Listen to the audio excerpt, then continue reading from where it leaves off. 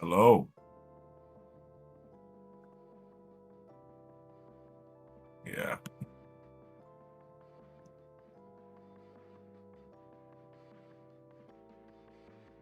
Yes, I can talk.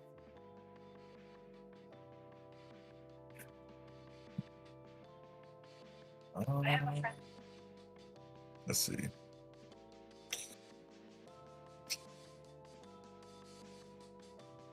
Yeah.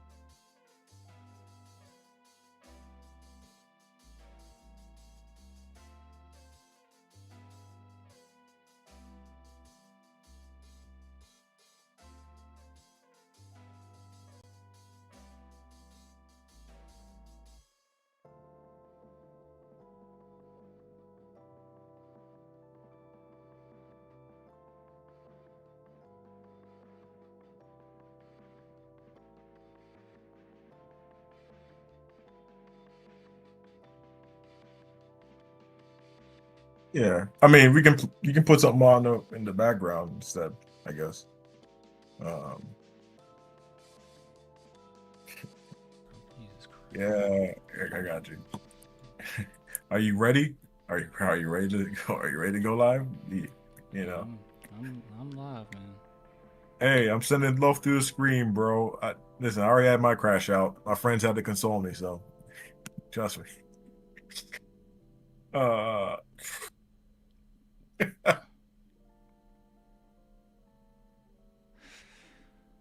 Um, all right.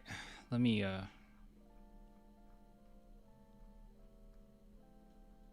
hold on. All right. Thank you for the super chat. I hate that I'm not enthusiastic about it. I really do appreciate it though. Something is odd. I do not feel bad about this. I think this will overcharge Wimby. Now we win 3 in a row. Have faith, brothers. Have faith. Okay. Um, Luxford Dynasty starts after Fox. Been saying, yeah, a lot of people say that. Saying it. Get that low IQ bum off our team. Get LeBron as run this back. We either make history or get revenge next year. Um, okay. Um, I got Impeccable on to try to help yeah. calm me. Um, that I'm just gonna speak freely here. That had to be the most embarrassing loss I've ever experienced as a Spurs fan. I have never experienced a loss more embarrassing than that. And yes, that includes the Ray Allen 3. I have never experienced anything more embarrassing than this. Not only from Mitch Johnson, who deserves a lot of hate for this. That was disgusting. That second half was disgusting. And then it coming down to one play, you make the play, and we can just say, phew, it's over. Let's go back to Texas. And De'Aaron Fox, the one reason you have him in San Antonio is to be the fourth quarter guy, to be the clutch fourth quarter guy. And he has been inconsistent, but that had to be the most embarrassing. That was worse than J.R. Smith brain lapse. That had to be the dumbest thing I've ever seen in my life. It was so bad that I don't think that even our younger guys on the team would have made that mistake. He took that shot like the Spurs were down. I don't understand for the life of me what De'Aaron Fox was thinking in that play. That didn't just by itself lose us the game. But sometimes games come down to a play. And that was the dumbest thing I've ever seen. You have Devin Vassell play phenomenal defense. You get Wemby to get the block. And you get Steph Castle, very smart tip out to go ahead and finish this game off. And you try OG at the rim. That had to be the most boneheaded play I've ever seen. And I'm not someone that tries to be like reactionary or say, get rid of this guy, get rid of that guy, get rid of this guy. But this lapse was so embarrassing that I would not be upset at all if our front office says this team is too far ahead. They're further ahead than we thought. Maybe we need to get another coach. It was that bad. I wouldn't be upset if they said, okay, maybe Fox needs to be on the trading block. That's how bad that was. I'm not somebody, you guys know I am usually optimistic. I'm usually telling people do not be, don't go too crazy. And the most frustrating part about all of this is we needed Fox in this game. And he's part of the reason why we went on that run. But good God, 80% goes to Mitch. No, I say 90% goes to Mitch. 10% is that last play. That was the most boneheaded play. The only thing I can take away from this game is Steph Castle is a Spur for life. That's the only thing I can take away from this game. And it wasn't just that play that he had that boneheaded play on. He also had a turnover not too long before that, where he just gave them the ball where they were going on that run. All right. We'll talk about this game. That's my initial soliloquy. Obviously, we got to do our sponsor. If you guys want to, I don't know. You're probably not up for it. Doing this, I don't even want to look at these players right now. Business. Business. Okay. All right. Well, let me go ahead and make my picks. Let's see. We're going more or less. Dylan Harper more than less 24 points, rebound, assists. OG Anunoby more than 25 points, rebound, assists. Wemby less than 27. More on Devin. I'm not doing that. More on Brunson. Yeah, I'll do that. More on Brunson. Yeah, I'll do that. More on Cat. That's my take. All right, you guys can take it if you want. Promo code HMA, you get $50 instantly on your first $5 lineup. It's not their fault. It's not Prize Picks' fault. They didn't do anything wrong. It was Mitch Johnson's fault. But if you guys are interested, go check it out. Link in the description. Yeah.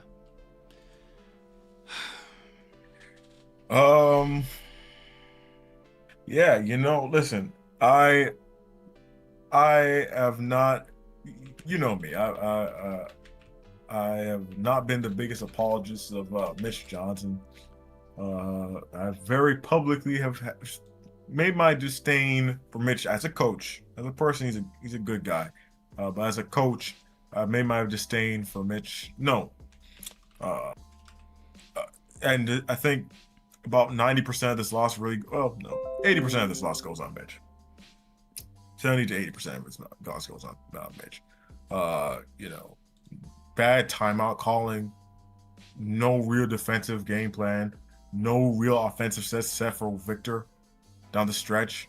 Allowed for a lot of bleeding to happen down the stretch. Didn't really stymie anything. For the Knicks. Knicks hit some fantastical shots. They showed real hunger coming out of the half to win this game. In a game that looked like it was an impossible game to lose or to win for them.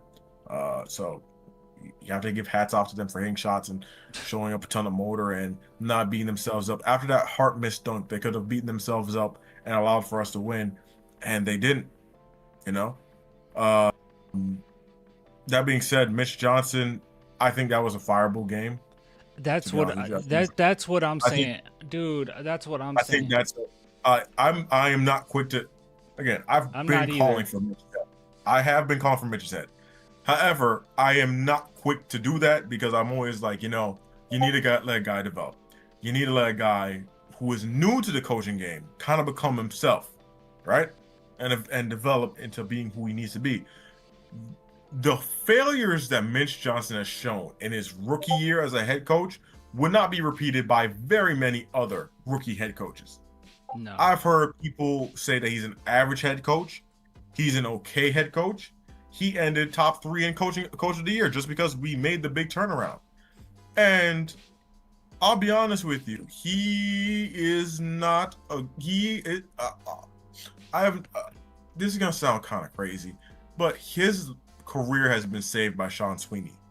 Dude, no, that doesn't sound crazy at all. Because at this point, all season long, we've talked about this. We've talked about how our offense is very inconsistent and we don't always get Wemby involved and we're not very intentional in what we're going to do. Like in this game where the Spurs were very intentional on attacking Brunson, making sure you take advantage of these mismatches. And you go into the second half and your offense is just jacking up threes, just constantly jacking up threes, and you're allowing this. You're not calling one timeout. His lack of calling timeouts and just saying, hey, the players will fix it is disgusting. And I see a super chat here basically saying like, Clan, we need to get like Sean Sweeney back. And Sean Sweeney's gone. He's about to be a head coach. Like, we're not getting him back. Sweeney, as far as I'm concerned, the mistakes, I don't want to go this far, but at some point tonight, bro. I'm gonna go a bit farther than where you're even thinking. I'm gonna get to Brian Wright in a minute, to be honest with you, because I'm gonna get to Brian Wright in soon. But Mitch, Sean Sweeney is head coach level, real legitimate head coach level. He's gonna do great things in Orlando, right? This is not the end for Sean Sweeney. Okay. This is more than this loss. This is the kind of loss that will set back your franchise for years. I just want people to understand that. This is a loss that there will be stories about this loss 20 years from now, 30 years from now, 40 years from now, 50, and it probably will outlive all of us that are currently watching this game. It is that kind of loss. And you need to make peace with that. Once you make peace with that, it stings a little bit less because you understand it is a very special moment that you just saw. That was a special basketball moment that you just saw. We were on the other end of it, and that's, I'm negative about it, but that was a special moment we just saw. Look at how many things had to go right for the Knicks. Bro, look at this. Well, what had to go right is Mitch Johnson being our coach.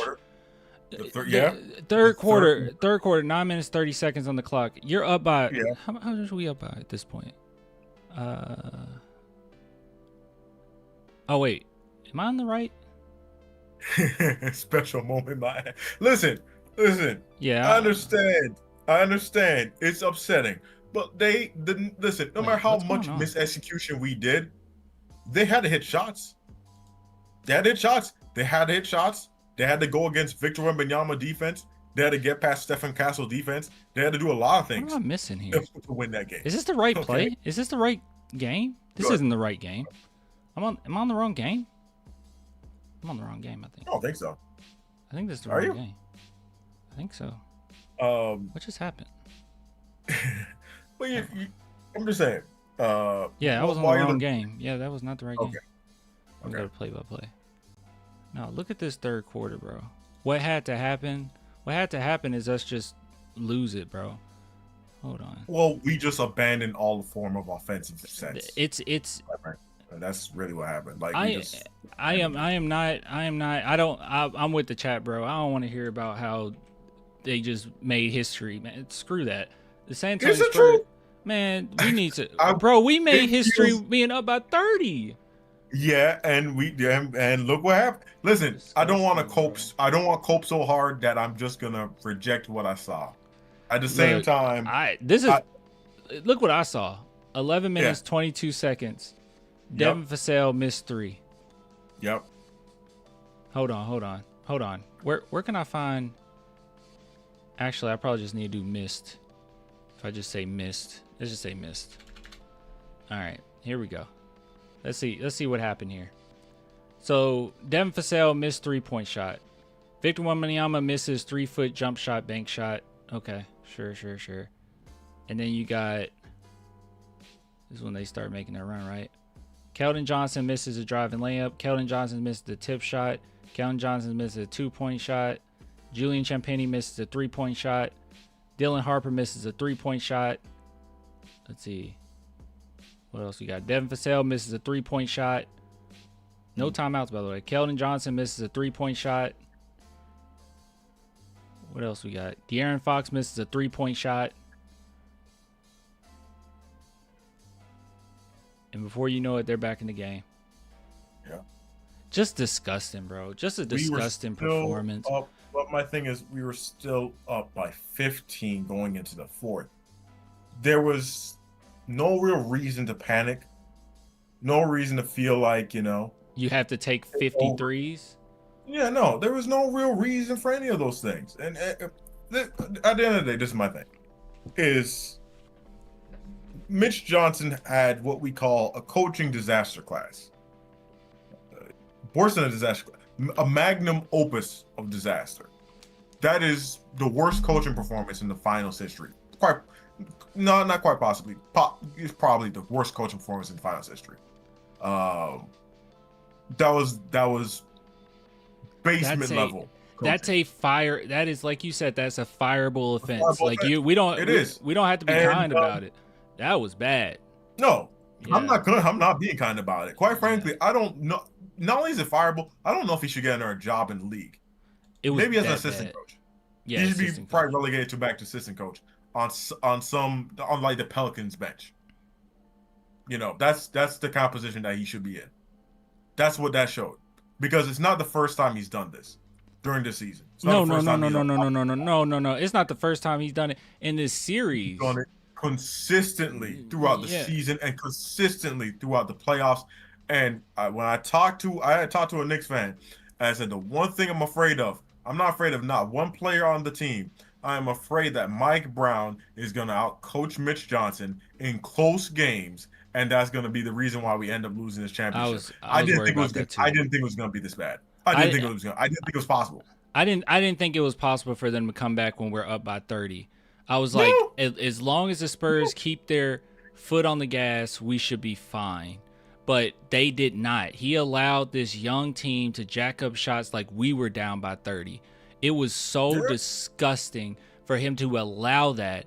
And then at the end of the game, when we need timeouts, he's just not calling it. I think the most egregious timeout that he didn't call was when Dylan Harper was getting ready to get a backcourt and he turned the ball over. He had forever to call a timeout right there. He had forever. Listen, I'm gonna start. I mean, okay, Skip Bayless called what? What was the name? The Dallas Cowboys coach. Was it Jason Garrett or Jason Garrett? Yeah, he called him Coach Clapper, right? Yeah. I'm calling Mitch Johnson Coach Watcher. Yeah, he doesn't do it He's watching the game like the rest of us. He allows the other team to go on runs, and he doesn't call a timeout. He just lets it happen. And I understand. Now, well, I kind of don't. But if the game is close the entire time, he's talked about how, hey, I got to find this balance between when to give it, let the players play, and when to, call a timeout. I'm okay with that. Sometimes I excused it. Because it's like, okay, it's really come down to the stretch and you're doing that. I mean, he does it throughout games too, but it's like, okay, the times that it really bit us in the butt, it's some of these last plays or whatever. In this game, you're up by 30. There is no excuse for a team, when you are as dynamic as you are, to have 14 points in the third quarter and 16 in the fourth. It's like you wanted them to win. How do you score? They scored, oh my God, they scored less in the second half than they did in a quarter. Mm-hmm. How do you allow that to happen? You're not calling timeouts. You're not changing anything. You're not making any adjustments. You're not finding ways to get Wemby the ball in the fourth quarter. You're not doing anything. You're just watching. It got so bad till even the commentator, I don't listen to commentators, even the commentators, I heard them say, It looks like the Spurs don't know what to do out there. Yeah, because the offensive side of the ball, that's Mitch. The defensive side of the ball, we are the most competent team you ever seen in your entire life. This is and this is basketball. So if this was football, maybe I would feel slightly different, because it's very few games, and it's really harder to really gauge as far as if a coach should be fired or not. This situation, this is basketball. You have the talent, you have the superstar. You obviously, can get this far without having great offense at times. You can win without Mitch Johnson. You need the Spurs are so far ahead, you might as well get you a veteran coach. Sean Sweeney is going to be gone. You might as well get you this is the NBA. It is driven by the players. You need a coach that can manage these games, because this would have been the easiest game to manage. This was so bad till me.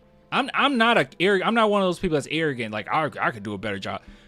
I think I could have done a better job in that second half. 14 and 16 points. You know what I would have done? Is one simple adjustment. You ready? You ready for my adjustment? Timeout. It looks like our guys need a breather here. Timeout. There's that simple adjustment for you. But we stopped doing everything we were doing in the first half. So that third quarter, once that third three would have been jacked up, nope, timeout, come out. What are y'all doing? Focus. Stop jacking up shots. And everyone did it. But everyone's upset with Fox. I'm not angry with you for being angry at Fox. I don't think Fox is a player that you trade right off the bat. I was just saying if they were to say, hey, we're going to put him on the block, I wouldn't be upset. But I don't think he's somebody you just trade. But Mitch Johnson, that was so bad, I don't know if I'll be able to get over it. And that was really bad. And coaches have their mental lapses, but not like that. And the reason why this hurt worse, I guess you guys know why this hurts worse than Game 6 in 2013. But it hurts worse because while Popovich made a mistake by taking Tim Duncan out, it made sense. And they did miss the shot. It worked. You didn't secure the rebound. So it made sense what he was doing. But I've never seen Pop, as long as I've been watching him, be this disengaged in a game. And not just a playoff game, just any game. I've never seen him this disengaged. Mitch Johnson, it was so embarrassing. You saw Mitch Johnson looking down at his paper, and he didn't know whether or not he should call a timeout. Yeah, Horrible. He legitimately looked. He looked like. You ever see a kid has to make a report at the front of class, and he knows that he didn't finish it? He didn't do it. Yeah. And he's thinking about, oh man, I gotta go do it now. And now I just gotta make up stuff on the spot. It looks like he was thinking of stuff to make up on the spot when he had 3 timeouts left, and we were up. Like, and again, we're talking about Mitch and Mitch's deficiencies, and my issue with this entire playoff run has been this: we have had to win games in spite of Mitch Johnson. It feels that way. Yeah. Why do you have to win games in spite of your head coach? You're paying how much? He comes he comes across like an assistant coach. Like he's a great motivator. He makes good speeches. But as far as the X's and O's, they're just not there. Like the Spurs.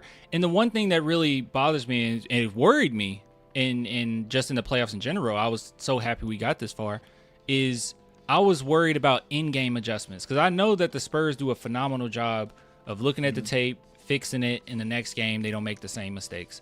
But in-game adjustments throughout the season, it has been poor. Throughout the season. Flexible coach. Least flexible. They showed at the time, I think it showed like 24 Spurs bench points and 19 of it was Dylan Harper.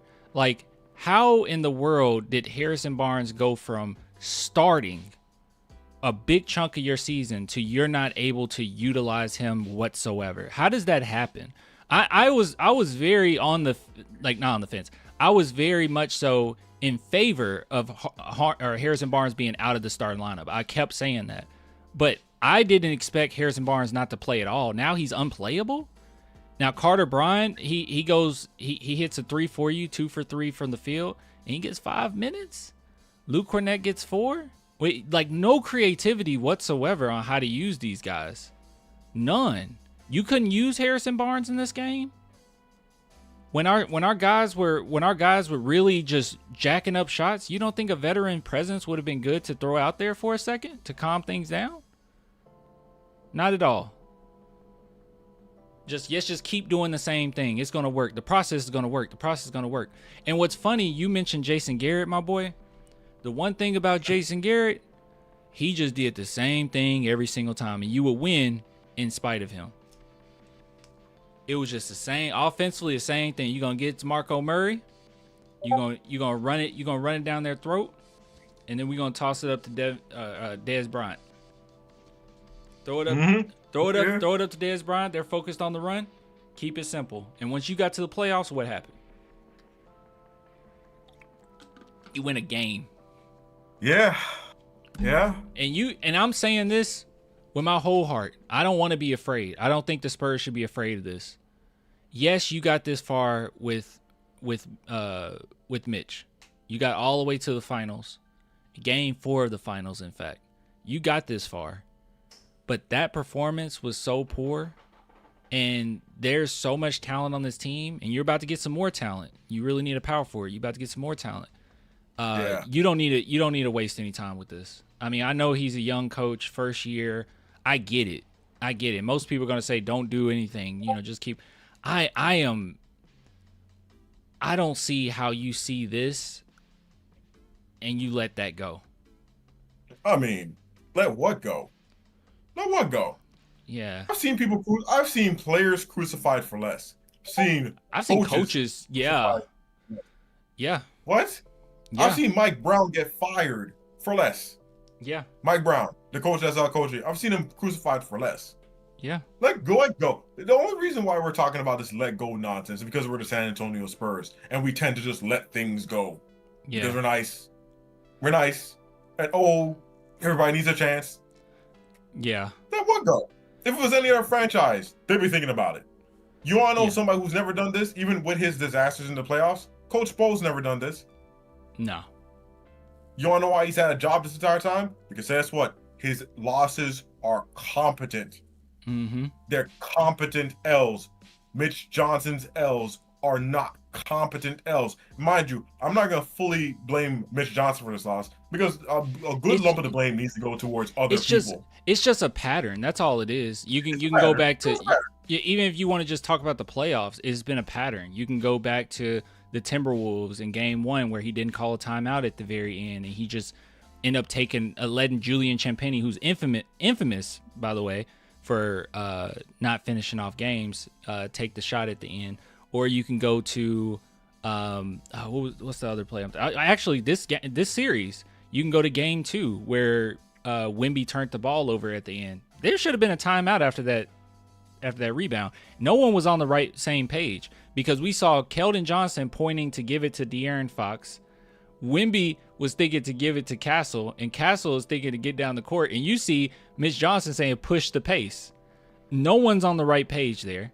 And now we're looking at it again in game 4 where you're up by 30 and you just don't call timeouts. You just let them keep going out there and jacking up shots. What are we doing? And he does it again. I won't put it on him at the end where Fox, attempted that horrible layup. You could have called timeout there, but while you're on it, we had a timeout there, but he doesn't call timeouts when it's a fast break opportunity. That's not something he does. All he does is wait for saying go. But I'm not gonna blame him fully for this loss because that would be irresponsible. And you'd be laying people off the hook. You have to look at the people who, because listen, this is a kind of L that is not so simple as we just lost or we can't do a lead.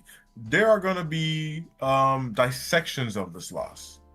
Done throughout basketball history. Coaches are going to talk about how you maintain a lead and what you don't do. And they're going to teach their players what you don't do in this situation. And it's not just a coaching thing, it is a player's thing. There are two players that need to be talked about as far as this L is concerned. You know which ones I'm talking about, Clan. You know which ones. I know you're talking about Fox. Well, we're talking about Fox. Sure. Keldon? No. Mm-mm. Nope. Julian? Nope. What are you talking about? No. You know, chat, help me out. What player am I? What player? Let's get interactive. What player am I talking about? Fox is a clear one. Fox, Fox did some good things this game. Yes, the ending play is like, Yeah, who? Wow. Who are you talking about? Spell out for me, please. Someone said Victor and Carter. Wemby? Victor, Wemby,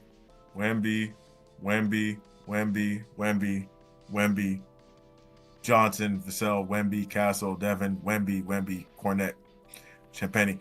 No, you know which one I'm talking about. It's Victor Wembanyama. What conversation we need to have about Vic? What's the shot chart in the second half? What's the second half shot chart? Can you pull it up?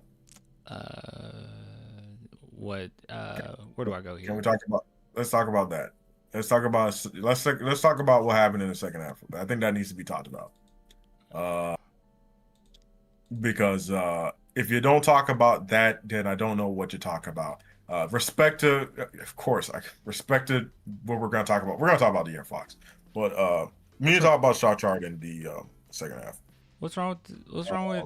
I mean, he missed a lot of shots in the paint. Missed a lot of shots in the paint. So for jumpers, not showing a lot of activity on screens, kind of being listless on O. Missed two clutch free throws. Oh, those clutch free throws were really bad. But he did good. I was just gonna say I still put that on Mitch Johnson. They weren't even like trying to set up a play for him. But Mitch can't force Victor to take 2 threes back to back for no real reason. That was especially when you take the 3, you brick, they get the offensive rebound, and yes, you're open. But again, those shots, and I don't know how many times it needs to be repeat. Listen, respect to Victor. I think he's the best player in the world. But at the same time, the Knicks are conceding the 3-point shot to you because they know that you can't. If you assert yourself in the paint, there's not very much they can do. They know this. We're in the bonus. There's just not too much they can do. So when you settle for a mid-range shot, when you settle for a 3-point shot, all the people who are big critics of Victor Wembanyama, who are trying to hold him to some type of standard, these are the big criticisms that they have, which is he can be lulled or baited into taking shots that are not particularly good for the rest of the offense. Because now, test what happens.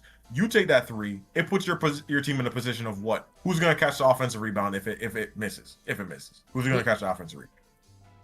Yeah, nobody. But look at De'Aaron Fox. Look at De'Aaron Fox's second half shot clock or shot chart. Yeah. Oh my God, nothing but outside shots. The rim. Well, there was one rim attempt. No, it wasn't. Look. It was. Where is that? Where is that? Why is it not showing up right here? Because OG Anunoby wiped it out of existence. That's what happened. Jeez. They even recorded it. They were like, we're not even going to put that on there. We're going to wipe that out of existence. Yeah, there was one.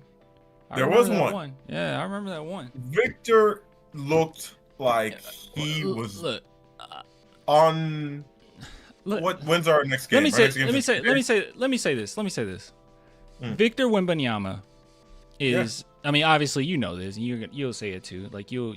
Yeah. I'm not gonna get on to Vic because number one, he's young. He's very young. He's 22 years old. But number two, there has been so many times throughout this series, actually throughout these playoffs, where Wemby has just kind of put the team on his back, not only as the main leader. I feel like he doesn't have a shield the same way as other greats had for us. Like Tim Duncan had Popovich to have his back. Tim Duncan didn't have to like sit on the bench and motivate guys when you're down by 20 all the time. He didn't have to do that. This is 2 times throughout the playoffs in which Wemby had to do that. There's a lot of public scrutiny towards Wemby. There's a lot on him. And it's up to Mitch Johnson to get on to Wemby and find a way to make it easier for him. to point out in the moment, hey, this is what you're doing. But he doesn't have that. So Wemby's worst tendencies will show. Every single player's worst tendencies will show because their coach does not direct them in the correct manner.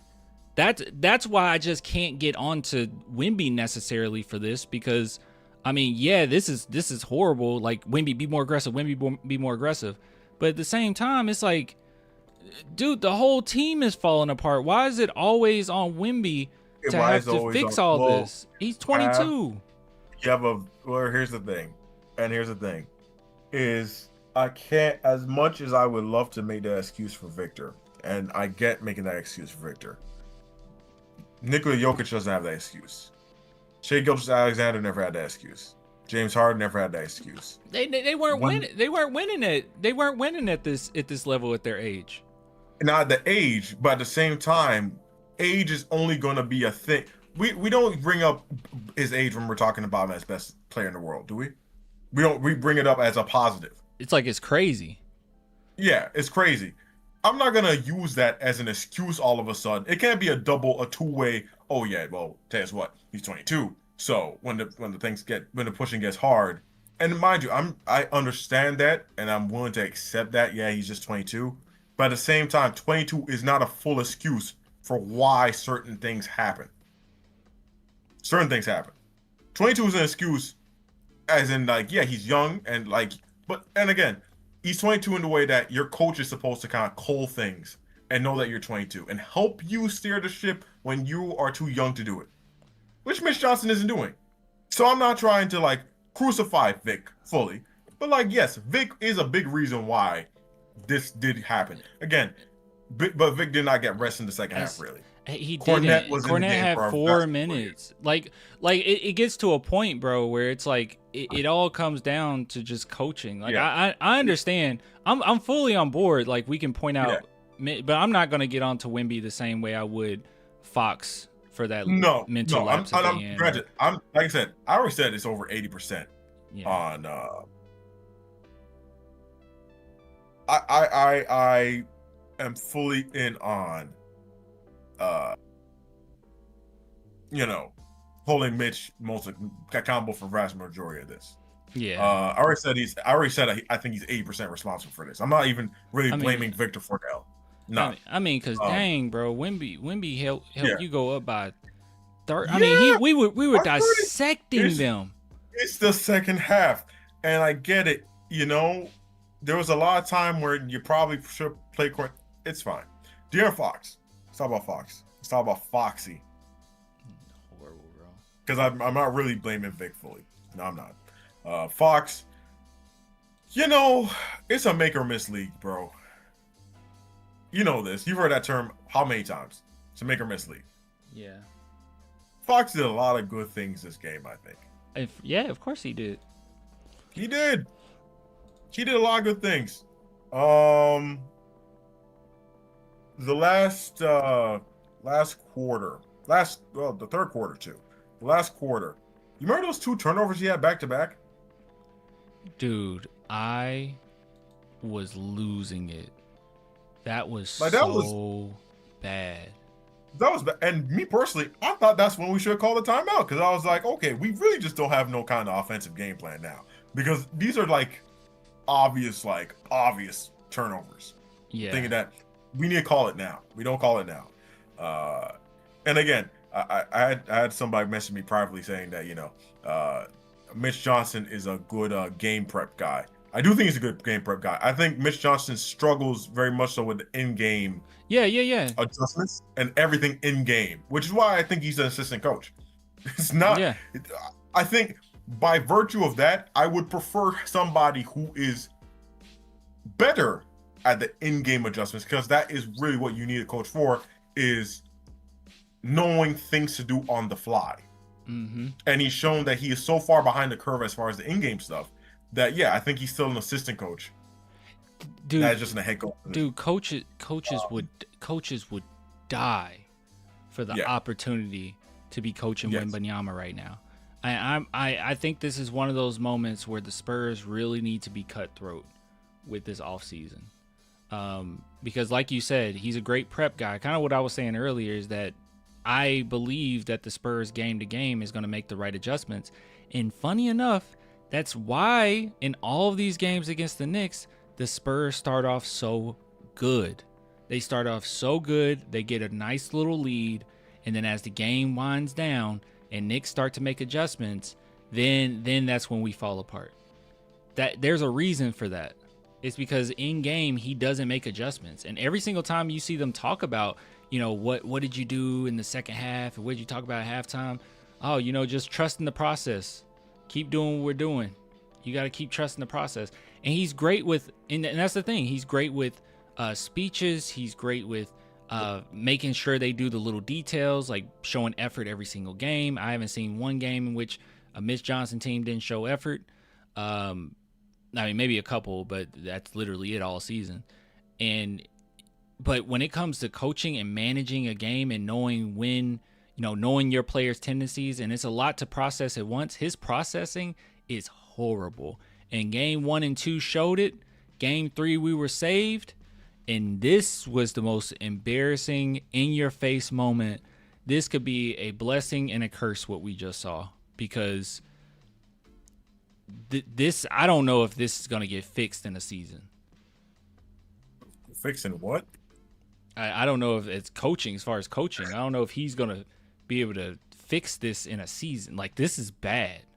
This is like a basic coach wouldn't make this mistake. Yeah, again, I think it's a lot of good things about Mitch Johnson. I think there's a lot of good things about Mitch Johnson. Preparation is game plan preparation, getting guys ready, having a game plan ready from the jump. Which is why we look really good in the first half of games. Is because of Mitch Johnson. Like, Mitch Johnson has merits. I don't want to make this a full on like Mitch Johnson's the worst like spawn of Satan and he's useless and it's just a Spurs carrying it. No, it's just that we do, in spite of Mitch Johnson, we do have to win games because we have seen on a number of occasions against the Trailblazers, we've seen it against the Timberwolves, and we saw it against the Thunder. And we're seeing it now against what? Yeah. It just keeps happening. It's not a fluke. It just keeps happening. And I know it's as simple as saying, there's it's an in-game adjustment issue. Do you know how long it's gonna take for him to figure out the in-game adjustment thing? You know how long that takes? That's not one season. This ain't a coach growing with the team. The team has surpassed. You can look at Dylan Harper and how he plays. That's not a rookie. That is not. No. He is far surpassed. They have surpassed the coach at this point. This isn't a team just figuring it out. And you're in the finals. You were the best team in the West. Yep. No, this is a coaching thing. They've surpassed them already this season. So on one end, we want to say, hey, he got us here. Yes, be cool. Yes, be nice.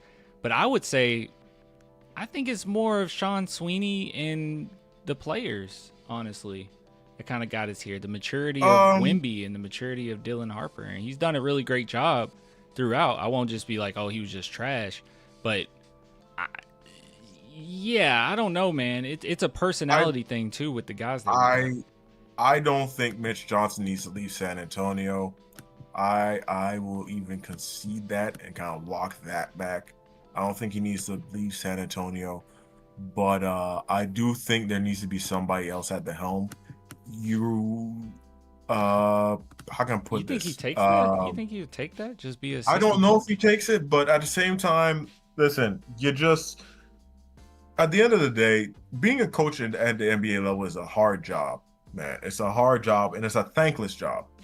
So that's something that I need to say as well. It's a thankless job. It is a hard job and it is a thankless job. When the team is going good, Wemby's the best in the world. Dylan Harper's fantastic. Look at Stephen Castle. Look at this young core. De'Aaron Fox is great. Keldon Johnson, 6th man of the year. Like, when things are going great, 62 wins. Yeah. And that's the only time that you really bring up, Mitch Johnson's their coach, right? That's the only time that happens. So it's a thankless job. When things are going right, a lot of guys get the praise. Your head coach really doesn't, unless they're like this brilliant, outspoken personality, or they're drawing up these crazy end of game plays. That's usually what happens. Look at uh the coach for Denver. I slipped on that now. Somebody got a point. It's a high paying job. It is, but at the same time, it it's just not. There's not a lot of glory. I think it would be one thing if all season long we haven't brought up one issue we've had with Mitch Johnson Mike Malone. and now Mike Malone. Oh yeah, Mike Malone. That's what I'm saying. Like yeah, like, go ahead. I was just saying it would be one thing if we haven't had like discussions about this, and now this one moment he screws up, and now here we come. That's not true. The entire season I've been complaining about certain things, and now it's starting to show itself in the most embarrassing way humanly possible. They literally made history on us unnecessarily when we have as great of a defense as we do. That is inexcusable. You just had to play an okay half. And this is the type of loss, and I want to be positive, and this is obviously me right after the game, but this is the type of loss that I don't know if you come back from that. Like a 3-1 deficit. No, I don't know, dude. No, I think that loss has tainted. My fear is that it's tainted our players, because it's just that kind of. How can I put this? I'm never gonna be the one to say losing in the Western Conference Finals is better than losing in the finals. That loss there is like, that's a snake bite. Yeah. Put it like that. That's a snake bite. It's concerning. It's a snake bite because that's not gonna happen. You good? No, not you. Yeah. Good. No, I'm sorry. It's just somebody said that this goes to 7. All Mitch has to do is change his rotations. He's not gonna change his rotations. He's not going to change. He's not changing anything. He hasn't changed anything. Poisons you rotational a little bit past this season. A little bit. Because this type of loss bleeds into next season. Now you're thinking about what you already were thinking about. What could have been. You're already thinking about game 2 and what we could have done right in game 2. You were already kind of thinking about game 1. In fact, like, oh yeah, we blew the lead kind of in the game 1. Like, really and true, there's a world in which the Spurs just swept the Knicks. Your chance. Is it unreasonable to say that? What, that we could have swept them? Of course not. Yeah, of course we could. It's not unreasonable to say that at all. Yeah. It's just that the team that has experience, granted, but also some really gutsy players, and a more well-versed coach, kind of just did what they do. Can I say this too? I think Mitch Johnson, as good of a motivator as he is and everything, I don't think he instills confidence in certain players. I think that he actually hinders confidence in a lot of ways. Carter Bryant's going to be okay because he's a lottery pick, and lottery picks are just kind of built like that. But like, even when we had Sohan, he didn't really find a way to utilize him at all. It's like, you need to utilize your roster. And one thing Popovich used to talk about is, I think some of it is BS, but he'll say, I don't have anything to do with the players we get. Whoever we get, I try my best to just implement them as well as I can. And Popovich would find creative ways to utilize players, no matter what. I mean, I have the feeling, I truly do mean this, with how he's treated Carter Bryant, how he's treated Sohan when he was here.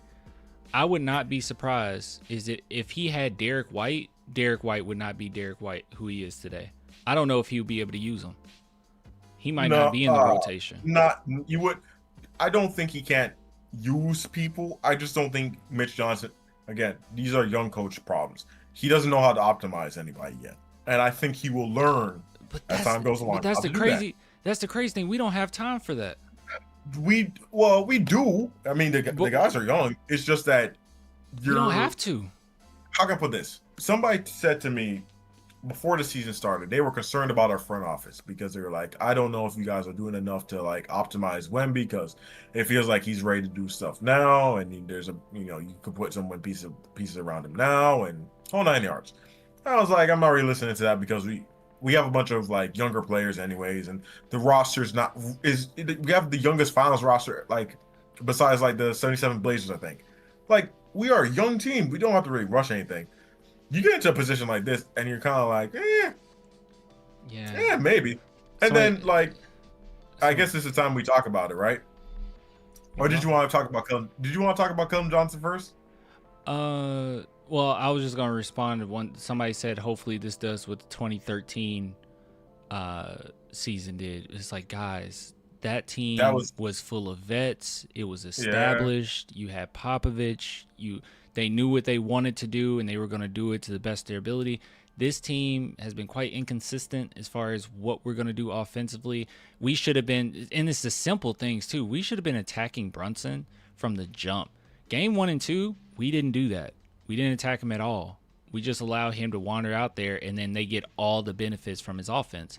Like that's the type of stuff where, I don't know. It's like he talks about attention to detail, but I feel like even with himself, he doesn't have a lot of attention to detail at times.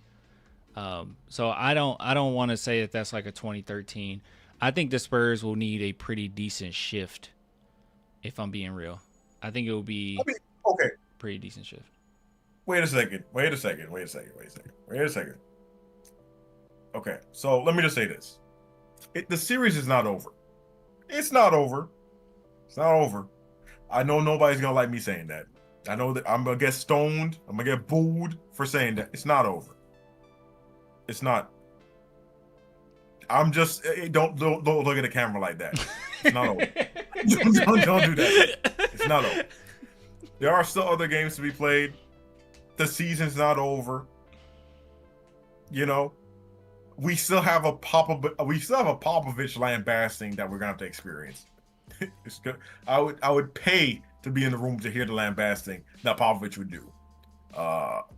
It's not over. Right? You have Keldon Johnson. You want to hear this Keldon Johnson quote? I can send it to you. This Keldon Johnson quote. We'll take a look. Let me end this segment. Go ahead. Yeah. Okay, let me okay, you said Keldon Johnson, but man, we gotta look at everybody. Hold on. What did he say? Did he say the dynasty starts after me? No. Would you like to know? Maybe we should, man. Hold on. I don't know if you want to hear it from me, but I'll tell you what he said. It's that bad? Yeah. I mean, it's not that bad. It's just that, we believe the belief is as high as ever.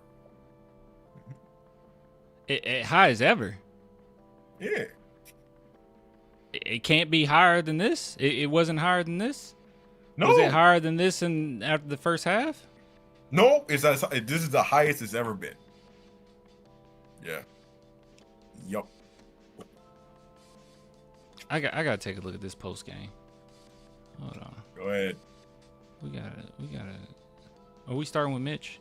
They're gonna start with Mitch, right? Oh my god. Let's start with Mitch. The funny thing is, we didn't even talk really about the Fox stuff because I think the Fox stuff is just too heartbreaking to really even talk about. But it's like the Fox thing is just, it's obvious that was so boneheaded, but putting us in that position was so disgusting. Yeah. I don't really want to. He also talked. We'll get to the Fox segment in a little bit. He talked about what happened, but we'll see. I hope he didn't give an excuse. I genuinely want Mitch Johnson just to say, I was horrible today, and due to my poor performance as a coach, I'll be stepping down and allowing Popovich to take the job for the rest of the series. I'm joking, obviously, but all right. So big shout out to Prize. What the heck? Can I? Big shout out to Prize Picks. I got all the San Antonio Spurs having less points, and I have all of the Knicks players having more than the points listed on the site. If you guys are interested in Prize Picks, want to try to make yourself some moolah, please go do. Link in the description. You'll get $50 instantly on your first $5 lineup. Yeah, links in the description. All right, so let's take a look at all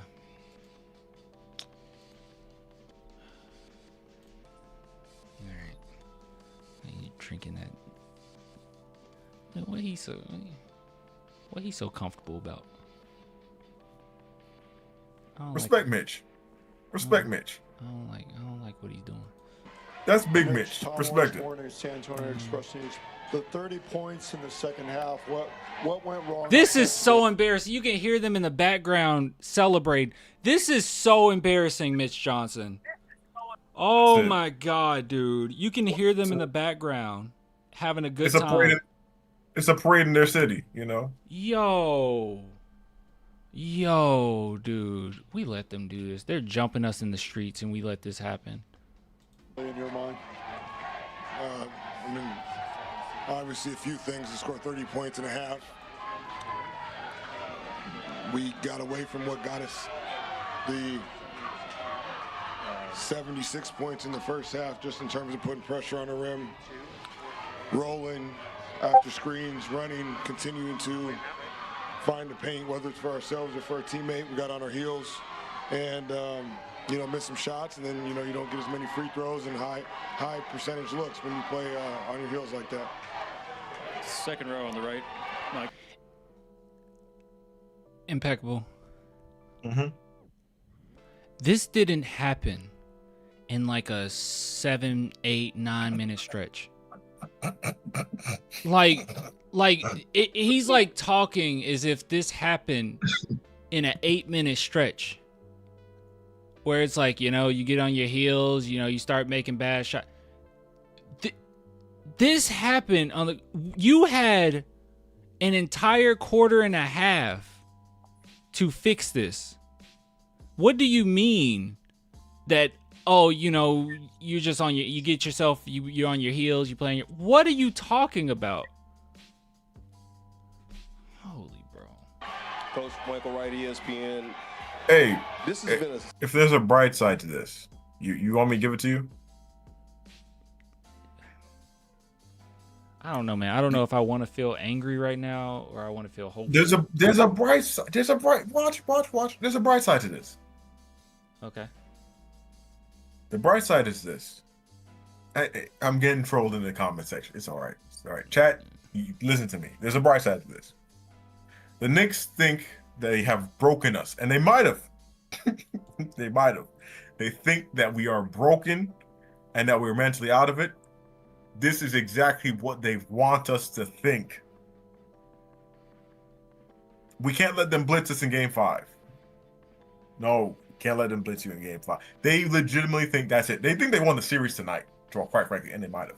But you can't let them feel that way. Stop looking at me like that.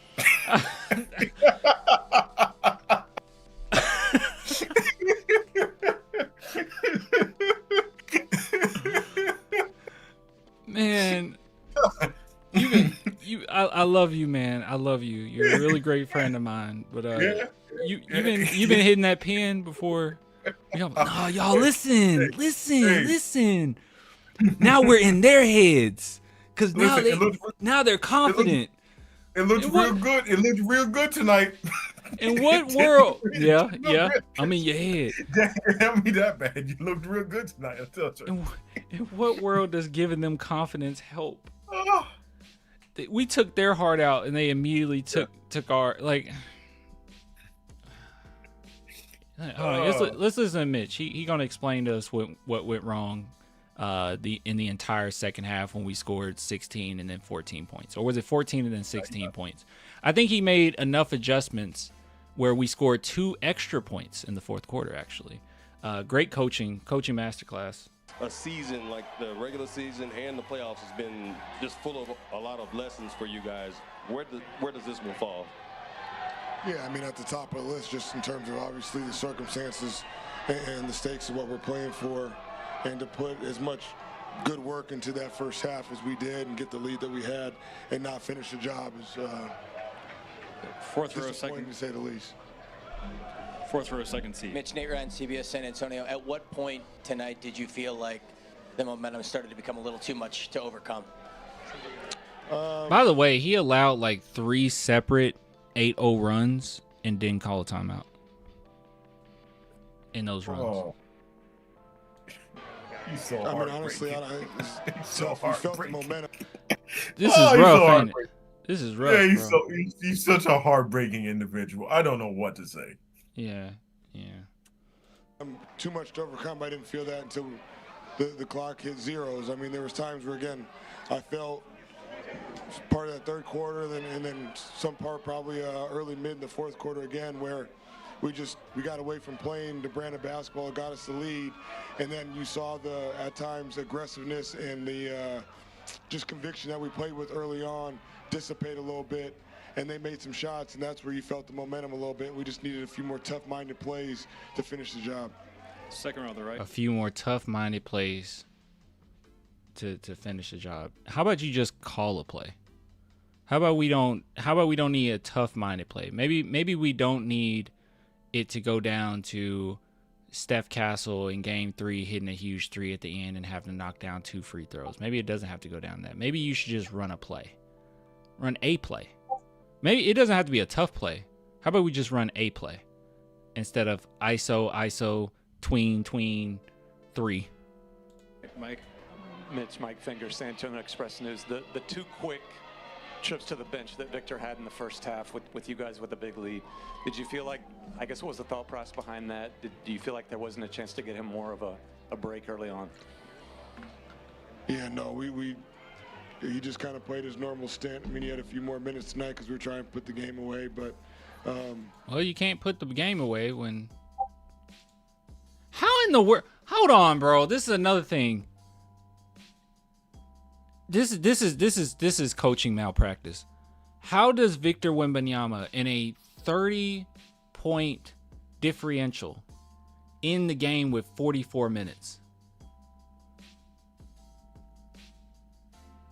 This is the example. This is the prime example of a coach leaning on his players to finish the game rather than him doing anything to help. This is straight up leaning on the players to make the right play to win the game. Because I don't see how Wemby plays the entire game and at one point you're up by 30. How does that happen? Do you just panic? Because you talk about these young players panicking. It seems like our coach panicked. Because how come Victor Wembanyama couldn't sit longer than that? You can't coach anybody up?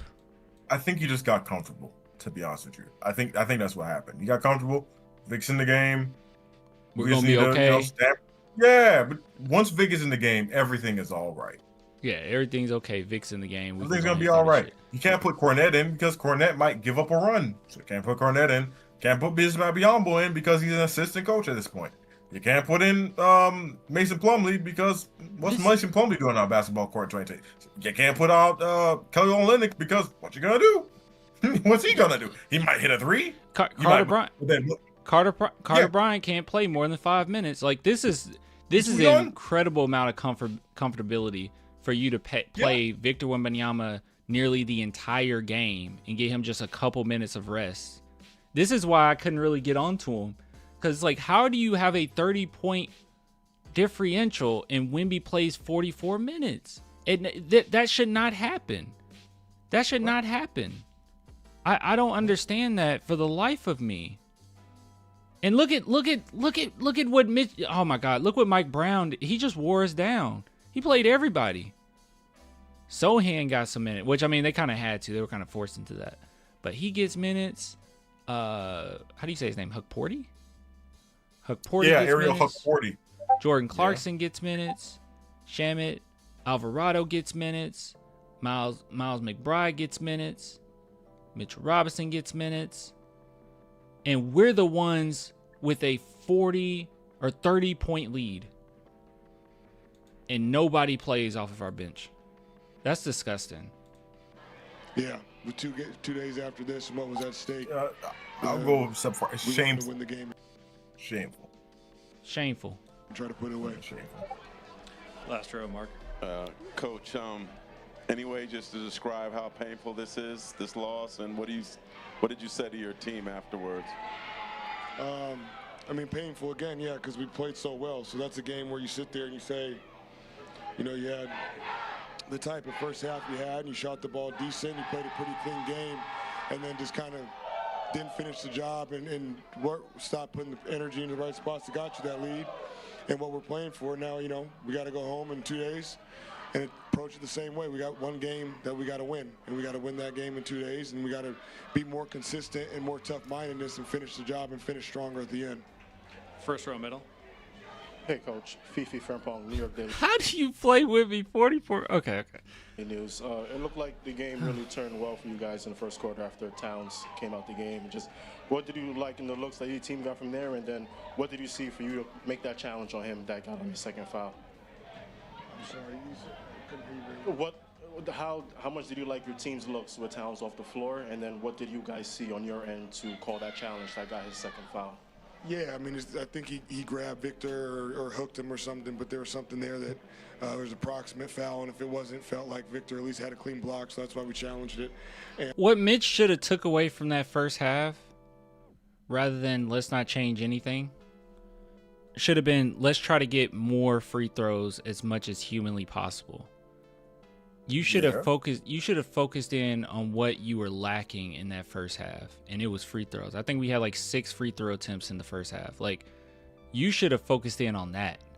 How in the world did you? It's like the team. Wimby was talking about the other day how growing up, they always taught him to focus on what you do, poorly. Don't focus on what you do well.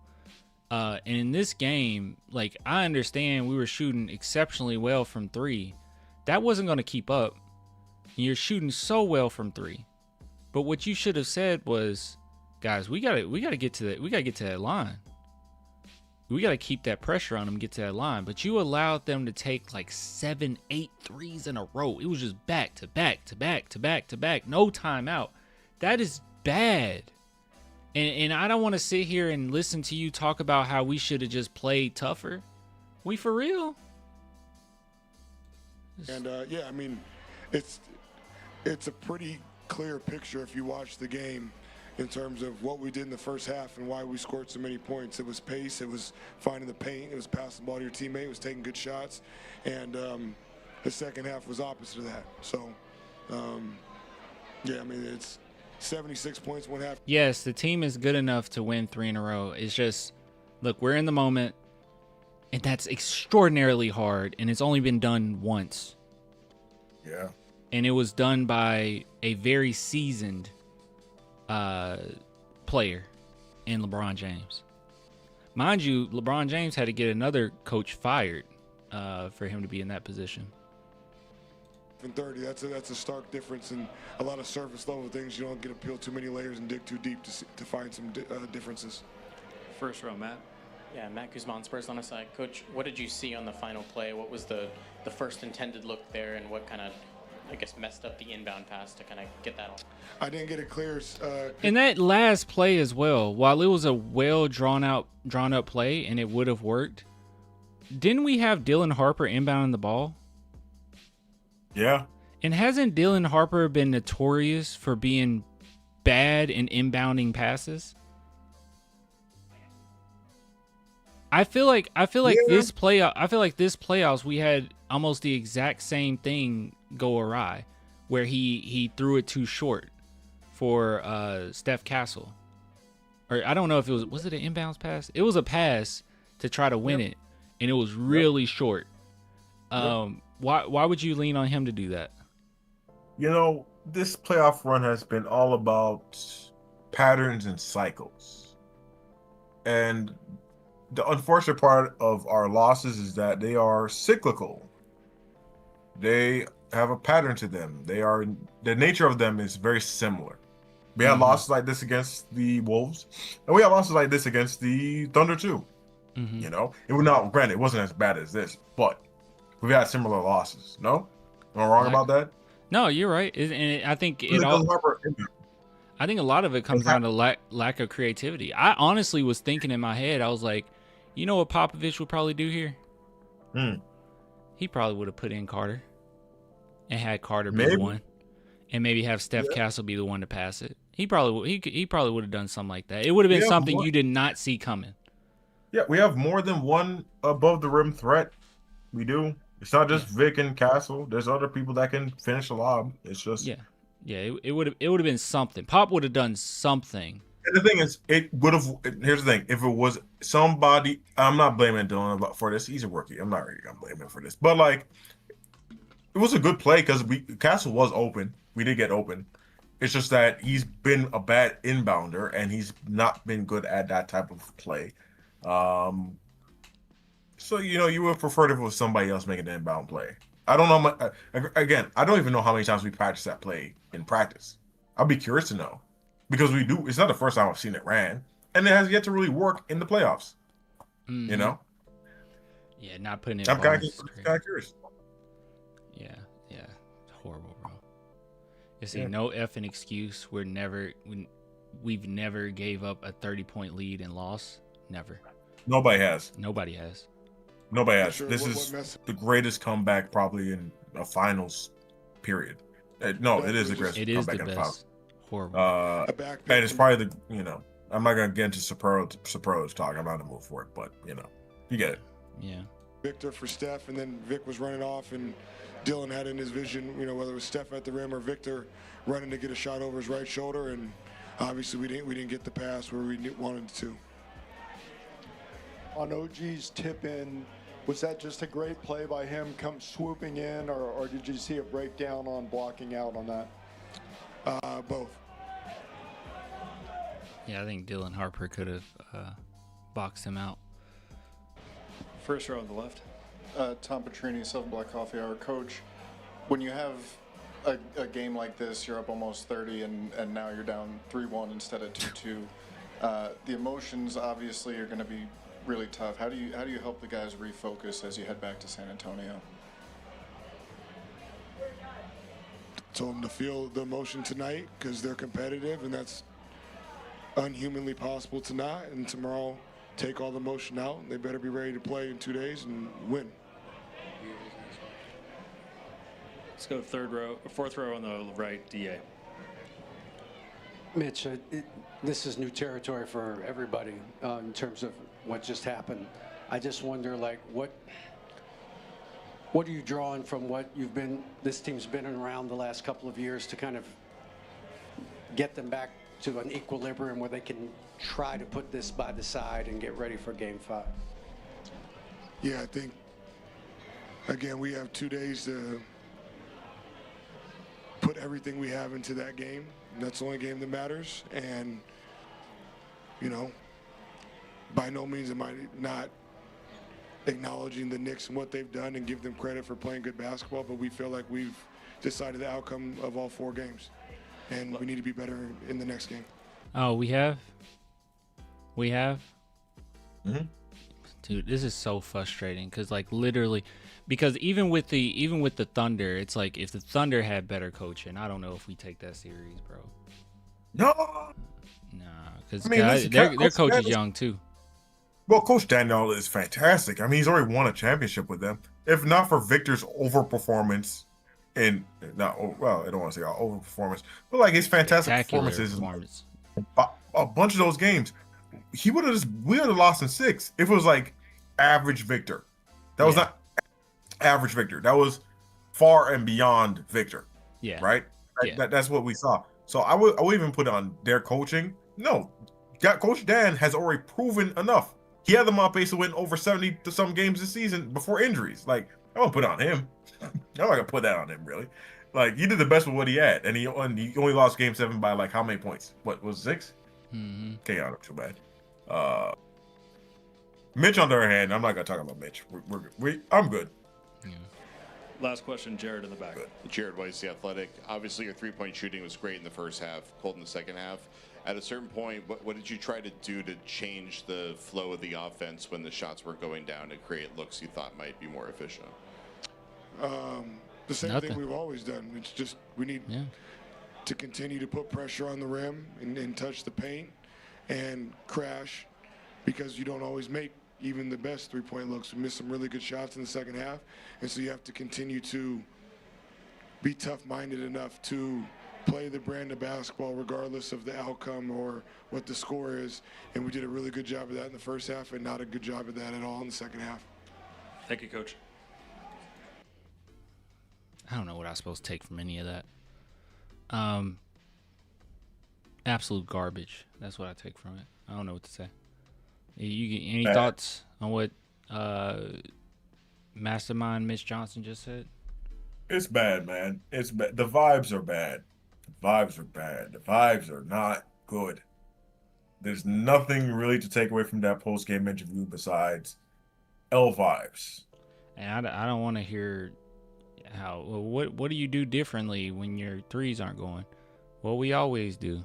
Well, I guess we're just gonna always lose. Yeah, keep on keeping on, bro. Yeah. Right, keep on keeping on. Somebody said I'm embarrassed, bro. Bro, we're all embarrassed. This is so embarrassing. You know, it's what it is. You know, failures, misfires happen, man. Hold on. Not to this degree. I can't even cope that hard. No, they don't. Not to this degree. Nah, bro. No, they don't. Not to this degree, no. All right, so okay, I hate to have such a low mood. I'm trying to hang in there. But we got Wemby. Let's see what Wemby got to say about this loss.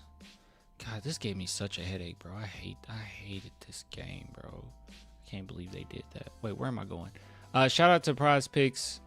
If you guys are interested, go check it out. Link in the description. Use promo code HMA. You'll get $50 instantly on your first $5. Lineup available in multitude of different states. And yeah, super simple. You just do more or less on points, rebounds, assists, steals, anything that you feel pretty confident about. Make your lineup and possibly win some moolah. It's available in multitude of different states. All right.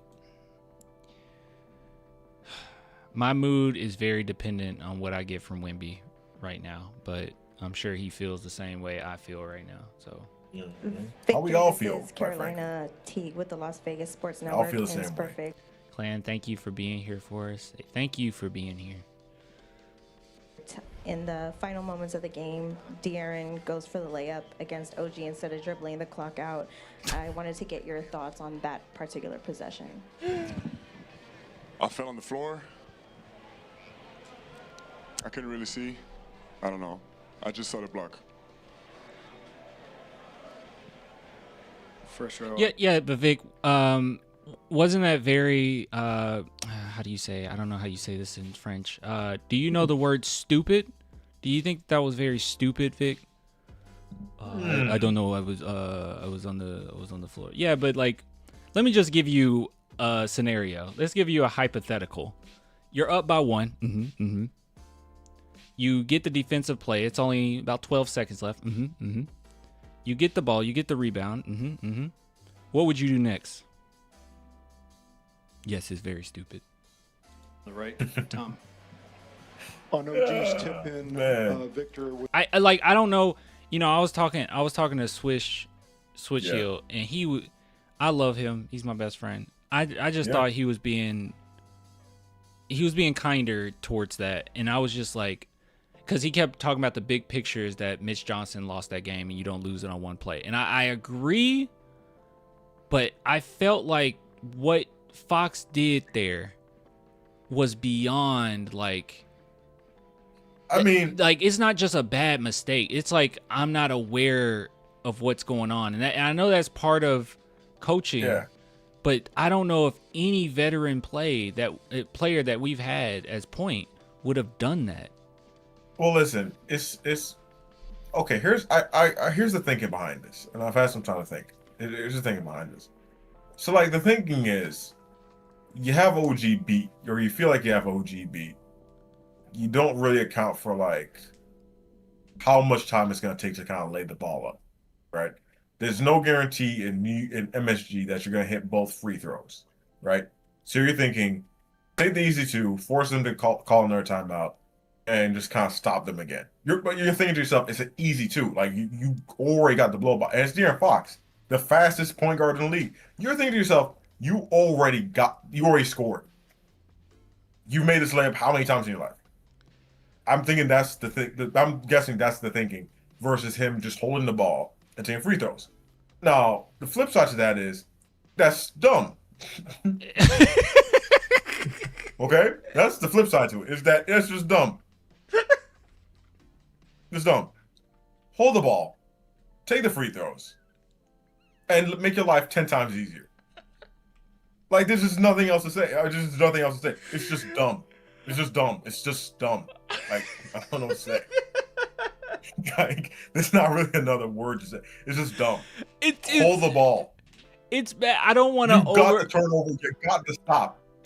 Just hold the ball. I don't want to blow this. Like, I don't want to make it seem worse than it is, but it just is that bad from a veteran player. That is really bad. And it's already coming from someone that hasn't garnered much goodwill, which he's made some plays throughout the playoffs, and I think that we need him there. And the worst part about it is I feel like we only need him because Dylan Harper needs another offseason. Like, that's how it feels, because he doesn't, like, Dylan Harper isn't at the point where he can just fully take on an offense yet. And Steph Castle needs another off season because he makes certain mistakes. And you just need somebody to be more of, like, kind of a game manager. But he's like, sometimes he's like a slightly above mid game manager. Sometimes a really good one, but like a lot of times just kind of mid. In this situation, when you already don't have that much great, like, goodwill with fans, that on the biggest of stages, in one of the most simplest, it's one thing if you turn the ball over at the end, okay? Like, you make a bad mistake, dribbles off your foot, I don't know, you turn the ball over, or you missed a shot at the end. That's one thing. But in this situation, I felt as if he wasn't aware of the gravity of this situation. Why would you want another defensive possession? You are up by 12, and everyone's aware. Steph Castle's aware. Mm-hmm. Dribble it out. Is there a breakdown as far as blocking? There's just not that many or was it excuses just to make simply for a that great play. Like, by it's like There's none. Besides it being like the moment being too big for you, it's the most boneheaded play possibly in finals history. One of them. It's one of the boneheaded. It's such a boneheaded play. It's just a boneheaded play in general, bro. Like seriously, it's just in general. In a regular season game, you don't do that. Preseason, you don't do that. Dude, college, you don't do that. AAU, you don't do that. You run the clock up. That's like basic. It felt like it was lack of awareness, lack of basketball awareness. Like, I think it felt like he thought we were down by one. Maybe he genuinely thought we were down by one. Like, it was that bad. I don't know. Well, yeah, it's coaching. It was a mixture of coaching and Fox, but yeah. But it's mostly coaching. Yeah. But anyways, don't forget the back-to-back turnovers. We already talked about that. But. Yeah, and that was another thing. That was another thing I argued with Switch Hill about. That turnover. Yeah. You know, the one where he like passed out to Castle. I just put that on Fox, and he thought that was Castle's fault. I was like, I think that's Fox's fault. That was pretty like, bad. He picked up his dribble ultra early, and then just looked to pass to him without like much thinking behind it. Like, you can blame Castle for moving early, but like that's really on Fox. That's really on Fox. Yeah. I don't know. I didn't see it again. I was contesting the first shot, turned around and saw him up there. So that's all I can tell you. Fourth row on the right, Jared. Jared Weiss, The Athletic. Can you just explain how that thing fell apart in the fourth quarter? I think it began before that.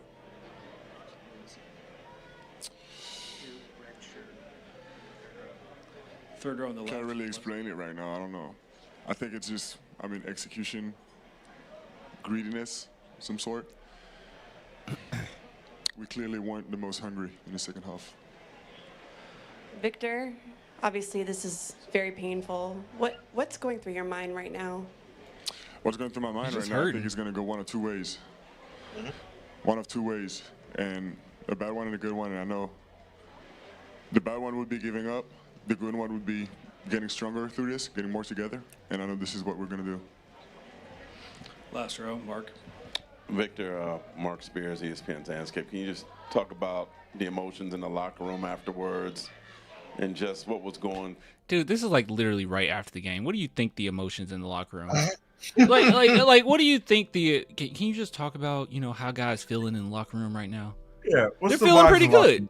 They're feeling pretty good. Y'all doing your dances, your pregame dances in there? How you feel? Yeah, we're actually feeling pretty good about that game. Yeah.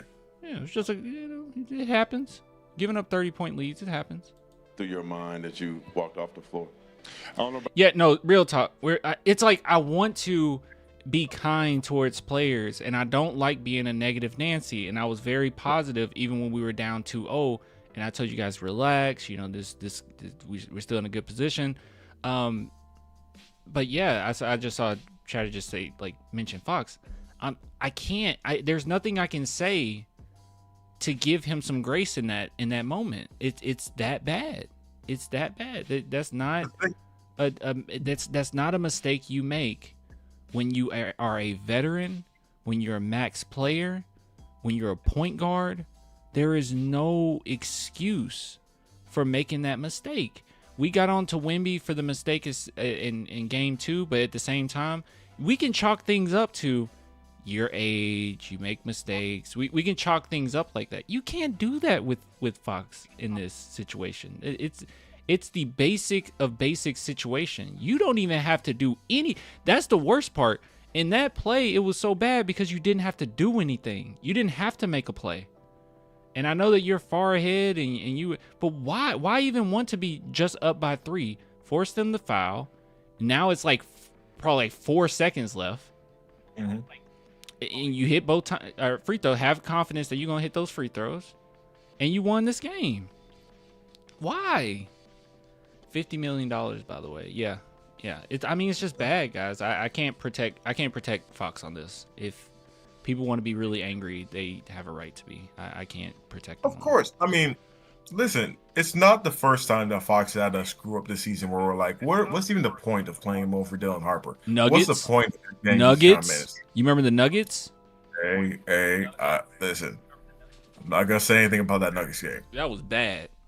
But yet it was just another moment where Fox kind of fell short of not even lofty expectations, reasonable expectations. Reasonable, right? And it's just happened continuously throughout the playoffs where you're looking at Dylan Harper. I hate to make it a Dylan Harper thing, but you look at Dylan Harper and you look at what he's providing you and look at what he's doing for you on offense and on defense. And you really have to tell yourself, oh yeah, there's a reason why Fox is playing over him. Veteran presence. You're paying him 60, in excess of 220 mil over the next 4 to 5 years. Yeah. There's a reason why you're playing him over him. Yeah. And you saw that tonight. That's why you play him over him. Well, I don't know what to tell you. That's why you play him over him. Somebody say you around Jason Kidd? Jason Kidd don't have a job right now? Or he got fired, didn't he? He got fired from the Mavs. Didn't he get fired from the Mavs? 2 days between games now. Keep your head up. Yeah. Let's listen. The emotions, but it was painful, of course. It feels like we work too hard and give up our leads, just as simple as that. It just hurts.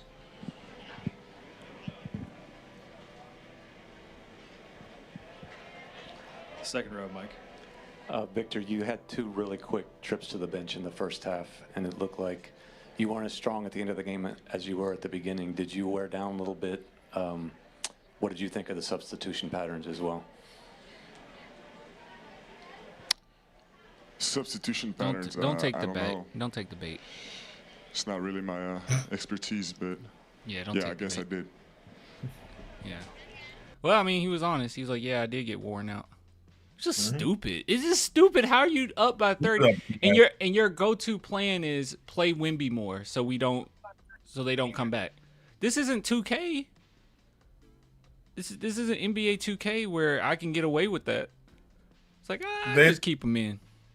They played the way that Vic got played. It's like we had the fear that it could happen from it even before it ever happened. And that's the funny thing. He said that we can't play on our heels, but that was you. You coached like you were on your heels. You didn't play anybody off the bench. I just don't know how that happens when you're up 30. No. How does that happen when you're up 30? No. You played like you were on your heels. You want to say, well, the team as a whole we play. No, the coaching did it. You did that. You played like we were on our heels. Playing on like you're on your heels is your team jacking up a bunch of threes and you not calling a timeout. Wemby playing the entire second half. You not playing anybody off of your bench. And I'll just include Carter Bryant and Luke Cornett in that. I mean, 5 and 4 minutes. What is that going to do? You don't play Carter. You don't play Luke. You don't play Harrison Barnes. You don't get a little experimental. If you want to take a bunch of threes, just throw Landy Waters out there. Maybe he can get a shot up. Jordan McLaughlin, maybe he can get a shot up. But like, what do you played on your heels? And you worn Wemby down for what? Stupid, bro. Just stupid. Mitch let the game take its course and help the Knicks win. He's with them. He has the tallest dude in the game playing like a. I can't see the rest of that. It's like probably like a. Playing like a guard most times, dying by 3 like their 2016 Golden State Warriors. Oh, okay, yeah. But the Warriors were really well coached. 29-point comeback is crazy. It was also a little bit more simple to scheme around Steph and what have you. Yeah. Second row in the middle. Victor en français, Samy Sadik pour l'équipe. Vous aviez réussi à vous relever de la fin pour your mind. Free throws and stepping away from the line after you missed those late. Mine? What was going through my mind? I mean, same thing as always. It's just a shot. You might work on your form hours and hours. At the end of the day, it's just a shot. So you need to shoot it the normal way. Yeah, it's good. Good advice. Fourth row on the left. Hey, Victor, Leandro Sarhan, Prime Video, Brazil.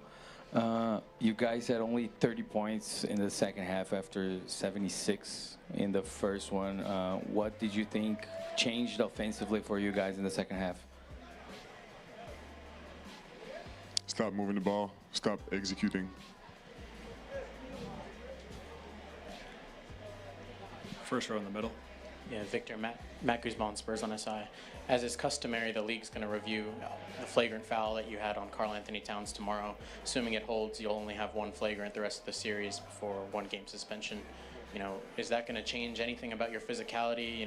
Understanding that if, even a little errant elbow wrong place can knock you out for a game. Of course, I'm going to be more. I'm going to be more careful, but it's not going to change much. Victor, you said your team can now go one of two ways after a loss like that. How can you and your teammates pick the right path in which? Why is Wemby talking better than the coach? Because he's been our leader for the entire playoffs. Somebody said, "Why is Wemby talking better than the coach?" I was like, "He's been our leader." The team goes as Victor goes. Yeah. I don't know why. I don't know why that's like some type of controversial thing. Yeah. Yeah, you've been our leader. Now take game 5. Holding each other accountable, communicating, not pointing fingers. And after that, we either got it or we don't. But, we've proven that we can surpass these difficulties. And even though we haven't been there before, I'm convinced we're built this way.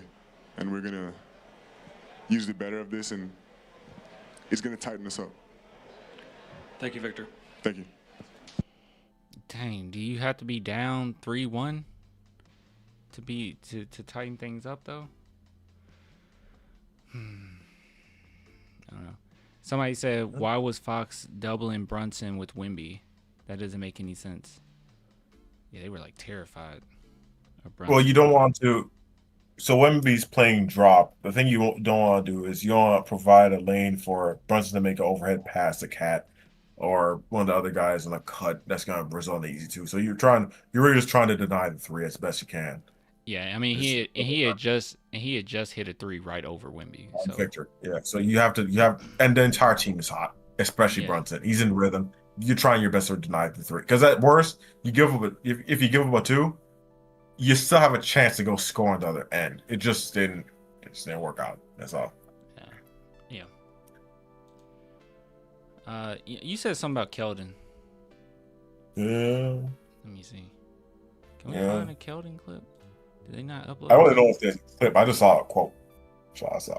There gotta be a clip of. Hold on, let me go to Twitter. Bro, I'm staying off Twitter, bro. I ain't jumping on Twitter no more. I'm gonna be off. I'm off the grid for 2 days, bro. I need to get my mind right.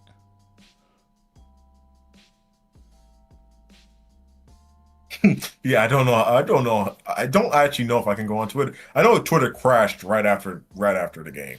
I don't know if I can go on Twitter for my own mental health in the next few days. We'll see. Also, Fox was aware of what was going on.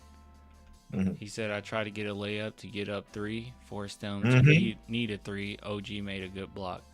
That is Mm-hmm. the stupidest I thing told I've ever I told heard you in that was the 15 logic. seconds. I told you that was logic. And I it don't was know like- why I was getting hated on. That was the logic. And it's like 10 seconds left. All right, let's see what you're talking about Keldon. Keldon went 1 for 5. What Keldon talking about? The big dog. Oh, that's weird. Yeah, they don't have a clip of it. Yeah, it's just him saying he believes.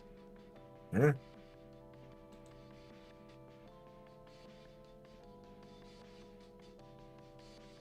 Steph Castle says Coach Mitch said it best. We pretty much dictated the winner and loser of all these games.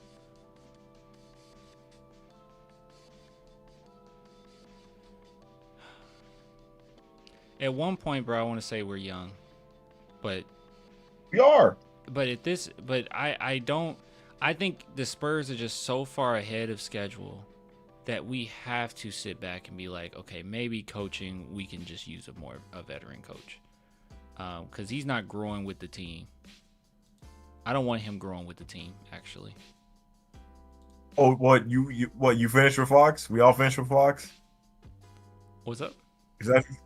No, I said, are you finished with Fox? Am I finished for Fox? What you mean? No, finished with Fox. Finished with. Am I finished with Fox? On the team? Yeah. I don't know. I don't know what's out there to trade away Fox, but I'm neutral. I'm cool either way. Yeah, he getting clowned right now. Like, look at this. No, the Twitter's like, you don't look at Fox's name on Twitter. It's actually. But look at this though, bro. Look at this. In real time, I thought that he was further ahead and OG snuck up on him. No. I just don't know why he thought he had him beat that hard. That's my thing. Like, you could have held it there. Dog, we just made a huge defensive play to go ahead and win this game. And right here, yeah, he should have just grabbed it and ran back out. Mm-hmm. And ran down the... Man, that's just like basic. Like, you can't trust him. He's missed the fourth quarter and you can't trust him. And my thing is, like, has OG not been making that block all series? Yeah. Respect to OG. Has he not been doing that all series to both Dylan and De'Aaron? Yeah. I don't know why I don't know why you feel like that's the position where, oh yeah, OG's not gonna block it like he hasn't blocked it 50 million times before. Everyone makes the play. Everyone makes the play at the end.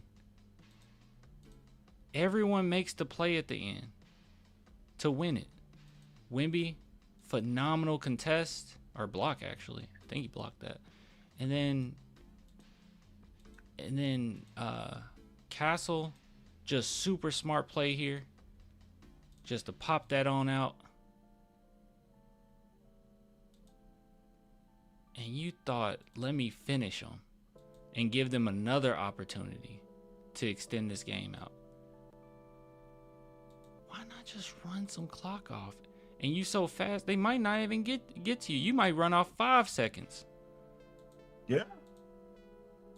And then the next thing is, I can't believe my next issue with the layup is, under that kind of pressure, is there any guarantee you make that layup?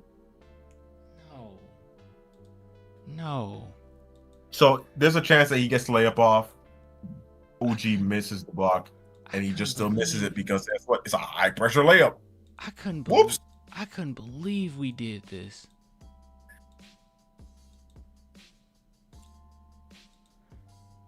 Why is that not a backcourt? I don't understand. Because he didn't dribble past? Yeah, he did. The ball didn't come past half. Oh, okay. Oh, man.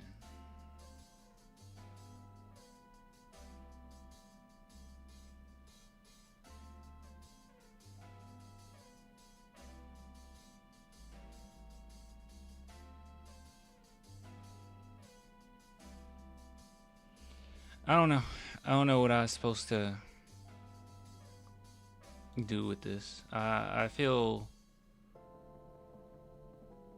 so defeated.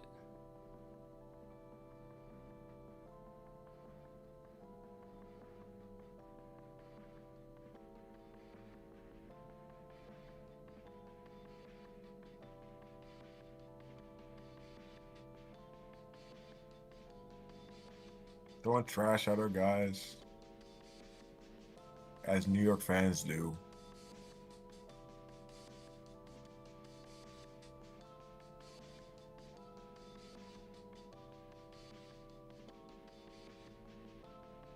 They should have threw a tomato at our bus. P.U.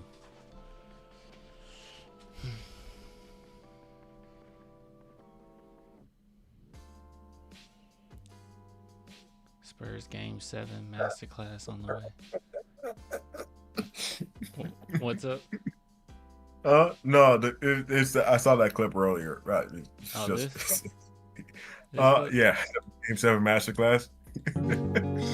We gonna be all right. No, y'all ain't. We gonna be all right. Next year, y'all ain't gonna be all right this year. Man, you done got them people. You had people in Cincinnati believe in you. Man, Ocho say we gonna be all right. Not everybody. Ain't chilling hot dogs. Yeah.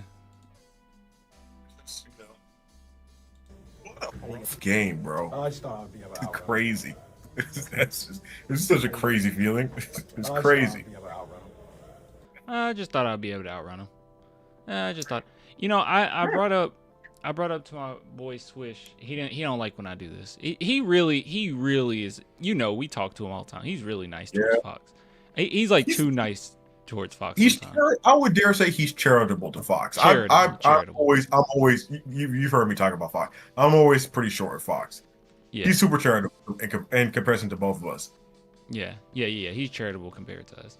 But I don't know what to say about tonight. I just don't know what to say. Yeah, his takeaway. I mean, I hate to speak for him when he's not on here, but his takeaway was Fox did so great, or had a good game throughout. So you can't just blame him for that one play. And I'm just like, man, I don't know what to say about that. Like, low key, maybe if he scored 50, I wouldn't be so mad. Yeah. If he had like a burner game and then he was just like, yeah, I'm hot. F it. I'm going to go lay the ball up. Yeah. I'll be more forgiving, but like,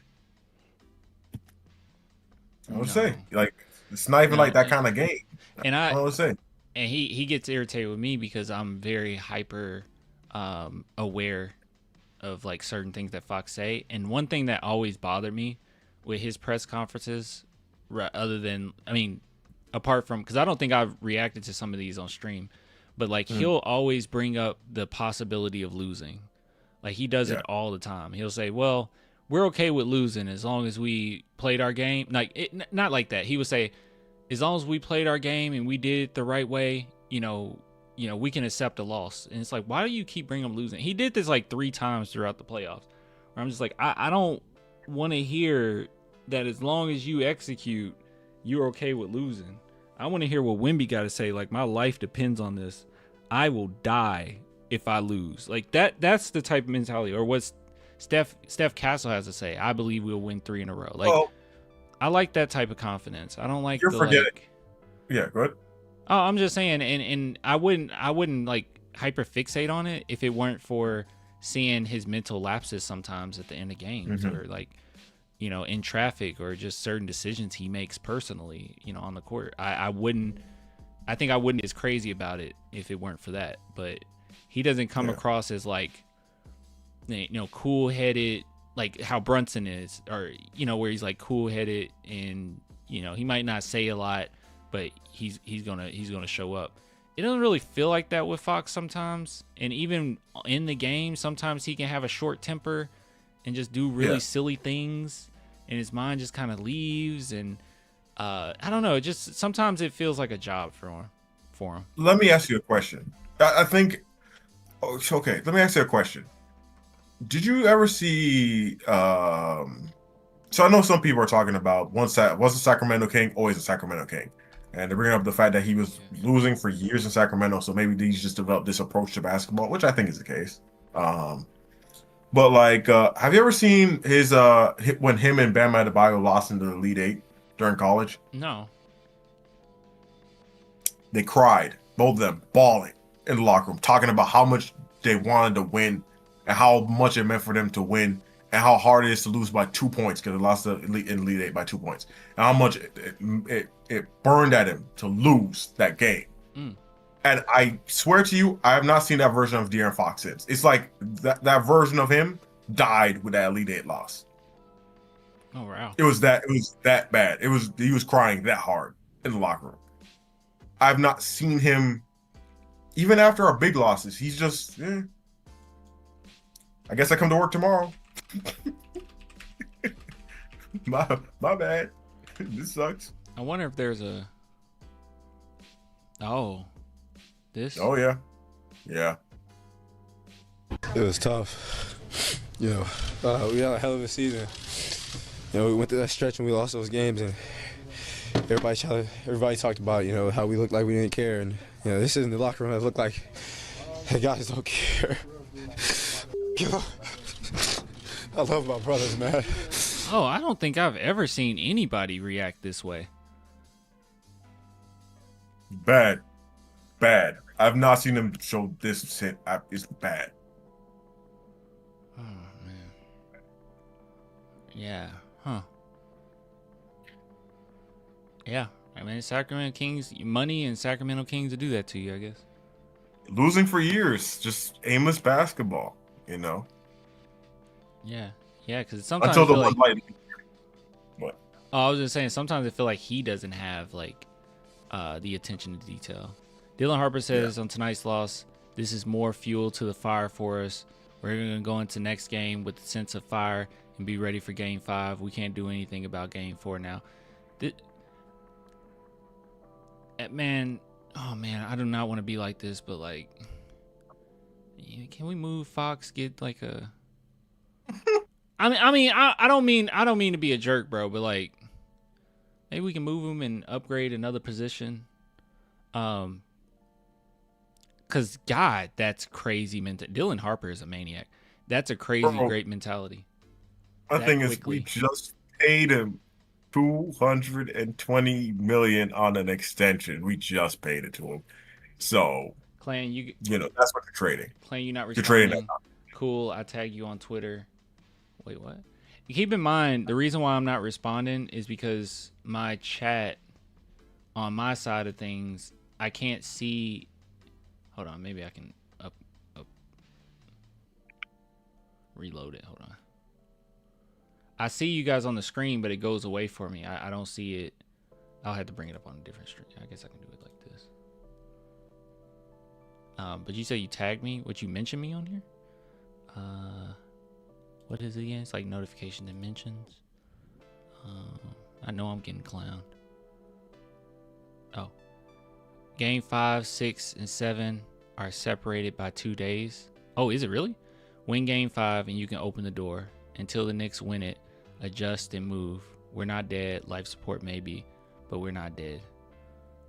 Yeah, I mean, we're not dead, bro. But they both have to go. I'm serious. Oh wait, these are just comments. Wait, that wasn't Tyler who sent that message, was it?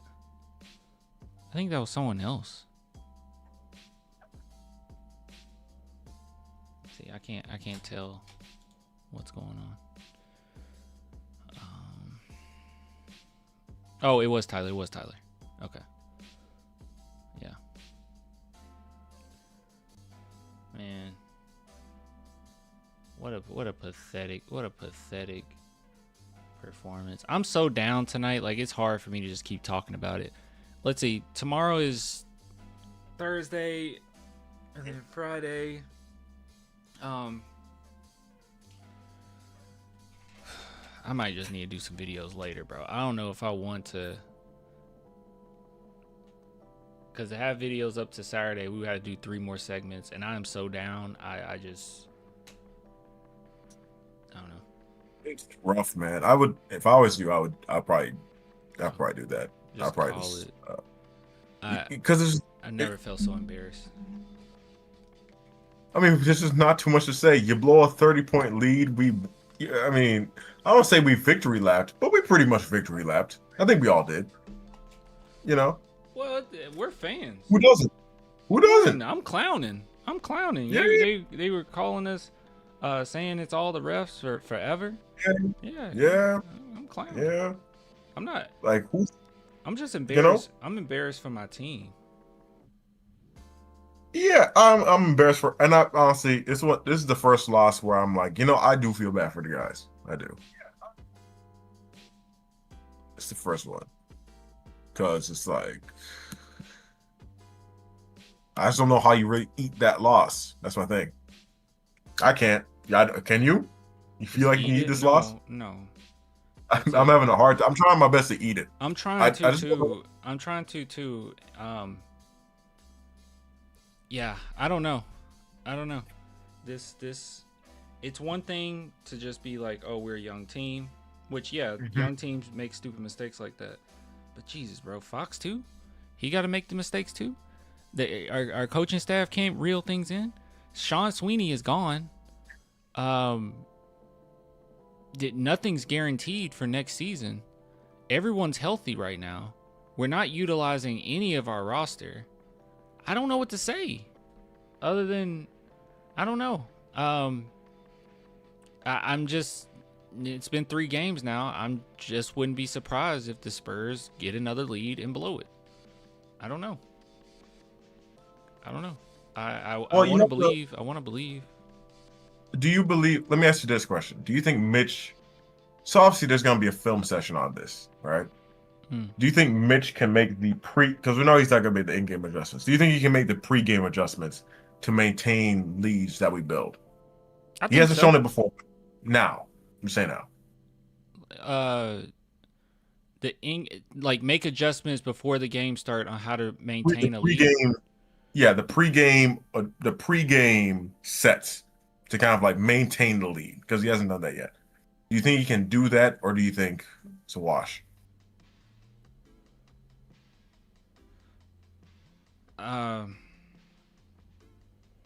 It's kind of crazy to answer that, because it feels like a big part of it. It's a lot of different things, but a big part of it is not calling timeouts at the right moments. Like he needs to look at himself in the mirror here. I don't know. I think we have the coaching staff that can do it. But a lot of this is going to come down to in-game adjustments. Like, it's not, you can't prepare for everything. He hasn't shown the ability to do it. That's the thing. And I don't know what other, and we talked about this throughout the season. I don't know what other excuse would you need to play some of these players. We've been doing this all season, where it's like, what better situation do you need to play some of these guys? Like, you're about 30. The team is falling apart a little bit. Maybe there's not an X and O's that you can go to right now. Maybe not. Yeah. Maybe it's falling apart. You can't play Barnes? Really? Let me ask you something. Why are we playing Keldon Johnson? Yeah, why is Keldon getting nearly 20 minutes? We haven't talked about KJ at all. We've pretty much just avoided KJ like the plague, because we can't bash him every time we talk about him. But like, why is KJ getting what is that? Why is he getting almost 5 times the amount, or almost 4 times the amount as Carter Bryant? Why is he getting that many more minutes than Carter? Yeah, for what? Yeah, why? What is he giving you? He's not giving you. What is he giving you? Yeah, why? I need to give Jordan McLaughlin's Fox minutes. Let's calm down, but I think Jordan McLaughlin playing the same amount of minutes that Carter Bryant played would have been nice. Just we needed a few plays here and there, a few shots here and there. I mean, the Knicks were throwing everything they possibly could, and they benefited from it. Whereas we just sat still and sat on our heels. I don't know, man. Says Clan, you think it's partially on the organization for encouraging Fox to take a back seat while simultaneously giving him a huge contract? Yeah, I mean, throughout the season, we've said, like, you should play through Fox. Or at least I've said we should play through Fox a little bit more so he can get more used to playing with Wemby. And it felt like by the time we got to the playoffs, they still weren't super comfortable with each other, and it got better. But there's too many mistakes from Fox at this point. Like, I don't know what – this is a veteran player, you know? I don't know what should – because I was having this argument with Swish, and he was like, you know, it's up to coaching because they're miscommunicating. And I'm just like, what should Mitch have said to Fox in that situation? Like, before we go into that play, hey, guys, remember, if we get the stop, hold on to the ball so we can run off some clock. Like, I mean, I guess you should have just said that. But, like, do you have to? I don't know. I don't know in an NBA setting, do you have to say that? I mean, I guess that seemed like something an assistant coach would have just thrown out there. I don't know. I just don't know. What do you think about that? Is that something that should have been communicated, that don't try to go score? I don't know. It seemed like even how that play ended. I don't that situation. I don't know what. I just don't know. Fox has been an enigma to me. Because we've talked with Swish about this, right? We've talked about the fact that we don't run the offense really through Fox. And that was the cause of the turnover. I know we were talking about why didn't just hold the ball, or that was like an unforced turnover, right? But like he's passing to Castle because Castle's supposed to be the initiator, right? And then Castle kind of moves away from the ball, so it ends up as a turnover. But like, I don't know what Fox's function is sometimes, or what he's supposed to be doing. And the way he plays, I don't think he knows either, quite frankly. I don't think he knows either. Which is it is a front office thing. That is a coaching thing. That's not as much as it would be easy to blame Fox. It's not really a Fox thing, it's a coaching thing. See, that's the thing. When you had Pop, he had the ability to be as creative as he humanly needed to be. You know what I mean? Like, he could be so creative. So you can throw certain guys in a lineup, or certain guys on the just in the lineup in general. You can throw certain guys on the roster, and he could figure out, this is how I'm going to use him, or maybe I'll try this, or maybe I'll do this. Like, there's no world in which, I know people bashed on Sohan as much as they did. There's no world where Sohan's gone under Pop. That's just not going to happen. Not in this series, in this season. But it felt like he had no idea. Like, there's nothing I can do here. And now it's the same thing with Fox, where he's just kind of there sometimes, and you resort him to just an ISO player. And he can be more than that if you had the right coach that would be creative. I don't like the fact that there's kind of no consistency with how Wemby gets his shots. Like, I know that the alley is usually there, and that's good, but I mean, you look at Wemby's shot clocks or shot chart sometimes, it's just all over the place, and a great coach would be able to attack certain areas. Like, I don't understand why Wemby doesn't get more high post shots. Like, that's been his bread and butter for a big chunk of the season. It seems like we don't even attempt to get him in the high post, but it seems like every time he's in the high post, it's automatic. But we don't even try it most of the time. Yeah. It's by accident when he's usually there. Or like desperation, shot clock's going down, and we pass to him. Yeah. Like, there's one issue that, there's one issue with Vic that I do notice, and the Knicks know it too, is that if you can get Vic tired, the rim stuff is going to stop. It is. He's not trying to get hit on that much. He's not trying to be sitting in the paint and trying to fight for position every time. So you can kind of like, you can coax him into taking jumpers and like out of rhythm jumpers, which is that's what we're relying on, Yeah. But Mitch needs to do a better job of making it easy for Vic. There's things you can do. There's plays you can run. That's not a complete Vic issue. That is a playset issue. Hey, you gotta get creative. I'm just gonna tell this person, hey, hardcore, you're in here a lot. You're in here a lot. I'm gonna make you mod. Yeah, we need more mods. So now, if somebody like spams in the chat over and over, you don't have to necessarily like ban them or hide them or anything. You can just put them on like 24-hour timeout. If they start spamming, I just did it for somebody, but yeah, you're in here all the time, and so I think you'll be a good mod. Andy Who would be a good one too. Yeah, I think Andy would be a good one. Yeah, you're in here a lot too. Hold on. Crap, I don't want to hit the wrong thing. You're a mod too. There we go. Yep.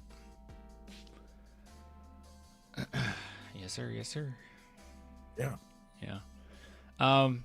Well, let me say this. It's nice to have a community where we can all go on here and cry. I would encourage everyone to do something that makes you happy in this next day. Whatever that is, it's not the end of the world. I know it feels like it. We put a lot of energy into the Spurs. I love this team. We have a very bright future. I don't want to wait. I don't want it to be, hey, let's wait another year before we can make this run. Like, we're there. Take advantage. Reality, we're down 3-1. But I encourage you over the next couple days, stay away from social media a little bit. Go do your own thing. I like to go see movies. Maybe I'll go see another movie. I don't know. And then worry about it Saturday. And we can just freak out on Saturday. And then after that, then all we'll be thinking about is forcing a Game 7. Yep.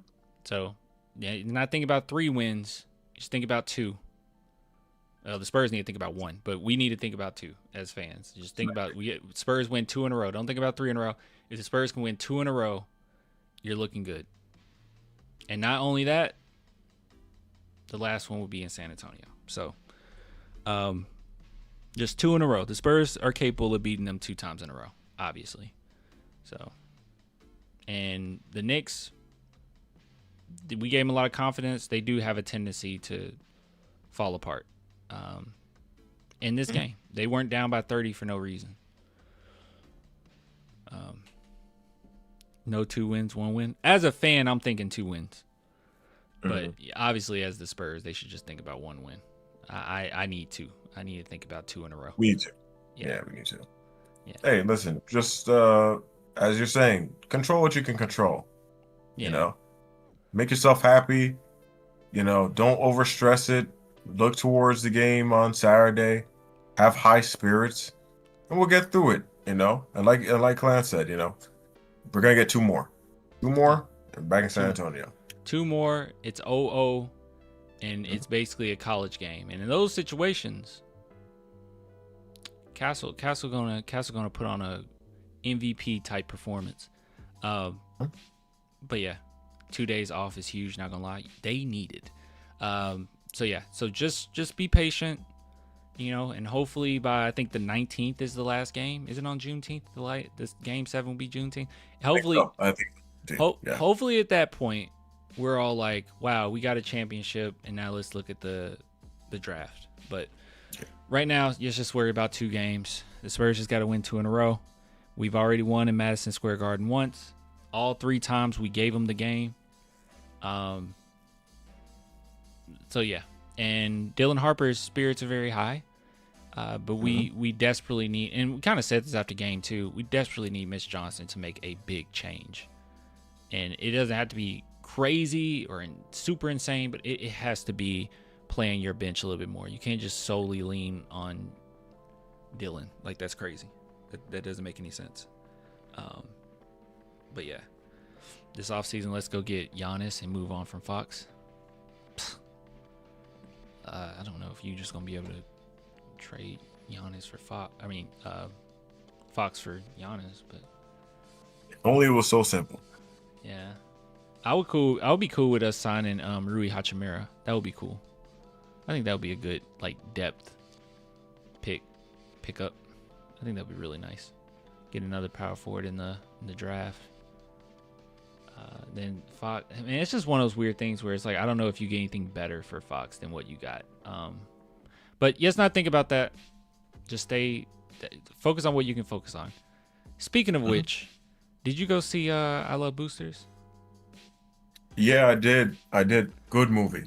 Okay, you worried me for a minute, man. You got quiet. You didn't say anything about it today. Yeah, I know. I'm gonna give my full review. Actually, you know what? I liked it so much I might just rewatch after this game to unwind. Quite frankly. Do you have a letterbox? No, I don't. Might make one though. I mean, yeah, I probably will make one actually. Make a letterbox. Hold on. I'll make one. Let me sign into mine. Guys, follow me on Letterboxd. It is Clan the Film Fan. That would make my night. Hold on, Clan the Film Fan. Great. I Love Boosters was great. Yeah, it's one of those movies that make you want to go see it a second time because it was just so creative. From that cast, I could tell that was gonna be the case though. I'm not. That's the funny thing. I'm not a big fan of Keke Palmer. Really? Yeah, I usually don't like her in movies. That's why I was so shocked by how much I liked her in this. I think what it is I prefer her to be in roles where she's more of the straight man. You know what I mean? Like, yeah. I don't like when she's like the more like she's the comedic relief. Like, I don't think she's that good at that. But in this one with so many colorful characters, she was great. She was like a breath of fresh air compared to who was around her. And I like those characters too. But she might be one of those mirror actors who can mirror what she's given. Yeah, you know? Yeah. And when I found out it was Boots Riley, I was like, oh wait, I do have to go see this. Mm-hmm. So Letterboxd does it off of a 5-star system. What would you give it? Out of 5, I would give I Love Boosters 4.5. Okay, yeah, that's what I gave it. Yeah, 4.5. Yeah. You have it at 4.5 too. So yeah, we're on the same page. You go see Scary Movie? What do you think? I had to really push myself not to give it a 0.5 star. I only gave it a 1 star because 0.5 star is a reserve for movies that like genuinely like offend me in a way where it's like this should not have been made. Like that Christian Mingle movie, like that is the most racist movie I've ever seen in my life, bro, and it's unintentionally racist. Yeah, I hate that movie. That's a 0.5 star easy. But yeah, Scary movie. Yeah, man, that's just disappointing. You actually saw it? No, I've seen clips though, and I was happy that you warned me prior to me waiting. Oh man. Oh I saw man. the clips. Woo. Man, it's not even like chuckle. No, it's not even like get. I giggled. Not even giggle. I was slightly amused in 2 parts of that movie. Most of it I was just like, okay. Like the jokes just weren't there. It was just, and I hate when people see this and they're like, what do you mean Scary Movie was always like that? No, it wasn't. Scary Movie 1 and 2 has somewhat of a plot. Scary Movie 2, you could get away with more of the skits because it was a haunted house and it was just like a rated R Scooby-Doo. And it has the best opening scene of the entire series. That's a funny scene in Scary Movie 2. But Scary Movie 1 is the best one. I don't know. I thought Scary Movie was hilarious. Whole theater was cracking up. Trust me. Go watch this movie by yourself. And you're going to realize it's one of those movies where maybe when you went to see it with a big crowd, dude, you thought you were convinced that it was good. It's actually trash. It's like when I went back and I watched Straight Outta Compton. Like when I first saw Straight Outta Compton, I thought it was the greatest thing ever. And then I watched it by myself and I was like, what was I thinking? It was just the crowd. It was just the energy of the crowd. People want to go into Scary Movie enjoying it. That's why they laughed. everyone wanted the Wayne brothers to be back. But when you separate yourself from it and you actually recognize what jokes are being made and how they're going about it, this movie is no different than any of the worst scary movies. It just has the Wayne brothers name on it. They don't bring anything to it. I think the ending is somewhat clever and there's a couple decent jokes, kind of, and that's kind of it. Everything else is just absolute trash. This movie is dog water. There is absolute dog water, bro. It's really bad, and I'm not judging you, Chatter. I just think that I just think that you were in a crowd where people wanted to like it. Yeah. Or, they were on something, and, they weren't really paying attention to the movie. They were kind of just there. Yeah. I mean, some of the jokes in this, bro, like, do you know about the Michael Jackson joke? No, tell me. Oh, let me break down this joke to you, bro. It's comedic. It's comedy gold. All right. So they do a trailer for Michael, but it's not Michael. It's Jermaine, right? Because the whole joke is, it's like, who's this movie for? But the whole joke, Jermaine isn't as good as Michael, yada yada yada, and is played by Kenan Thompson, and they just show a trailer. It has no relation to the movie. It's just a character watching TV. And here's the joke. So he's in the studio and he's like, I can be just like Michael. You're not Michael. I can be just like him. Watch. And then he does like a dance move. He does a kick, and then he kicks somebody over a drum set. And then he whips his arms back, and then he like hits two people that's behind him. And then he's like, look, and I can also moonwalk. And then he moonwalks down a flight of stairs. Oh. Did you laugh? I mean, is that funny? Who is the movie made for, though? I chuckled. I have no idea. They make so many references to things that like are already like it's such a weird movie because they make so many references to things that is already old, where the movie's going to age poorly. It already aged poorly. I mean, you got COVID jokes in there, and then but then they make references to things today where like only people that are on the internet all the time would get it. It's not like jokes where you can go watch Airplane and it still works today because all of it's funny, or Blazing Saddles because all of it's still funny even if you watch it today, or even Scary Movie 1 and 2. There's jokes that's just funny based on what they're going for. There's man, I want to talk about this so bad. You have like some time to talk about this because there's some stuff that really bothers me. Okay, so in Scary Movie, and this is me getting my mind off the game, by the way, guys, so I have to do this. So he said, okay, the Michael scene was bad. Forgot about that. No, we're going to tear this apart. Let me tell you why this movie doesn't work. Let's start with the characters, okay? So, number one, Regina Hall's great. She comes back. I don't know if she's fully, like, in it, but, yeah, she's there. They don't really do much with her. Like, the whole Ma joke, because you look at her hair and you're like, oh, they're going to have a lot of Ma jokes. Not really. The only joke is she wants to be the cool mom, but they don't go full in on the absurdity of it. Like, she kind of just does some of the same stuff that Ma did in that movie, but Ma was way more out there and crazy. And also to spoof a movie that nobody really cared about in Ma was kind of weird. But she's there. She doesn't have much to do. Sydney, I love her. I always love her. Anna Faris is amazing. And she put her heart into this movie. I will say that. But once again, she's not in it a lot. Like, they don't have her do a ton. Let's see.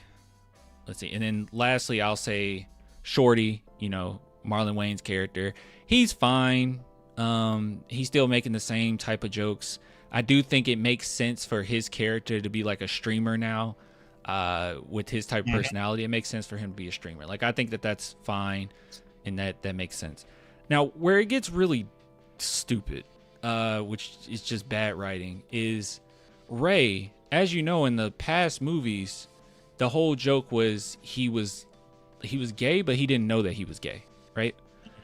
Now, the reason why that worked back in Scary Movie 1 and Scary Movie 2 wasn't because people were more edgy back then.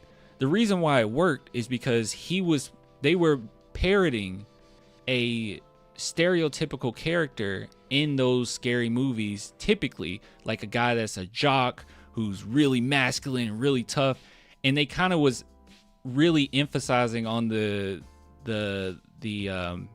gay undertones of those types of characters. So with him, they were always like, he's supposed to be the jock, but they were always making fun of the fact that no, he's like one of the most feminine people in the group. That was the joke, and it worked back then, and they really did something with that every single time. In this movie, he's just a running gay joke. Like, but they don't do anything with him. And also, I don't think Sean even wants to be in this movie. He's just there. He barely expresses anything. He's just there. So that joke doesn't work. Another joke that doesn't work, Shorty loves weed. Okay. This is 2026. That was edgy back in 2000. That was edgy back then, 2002 or whatever, because it was illegal and it was kind of seen as cool. Now everyone does it. So what's the joke here? Like, it's just not that big a deal.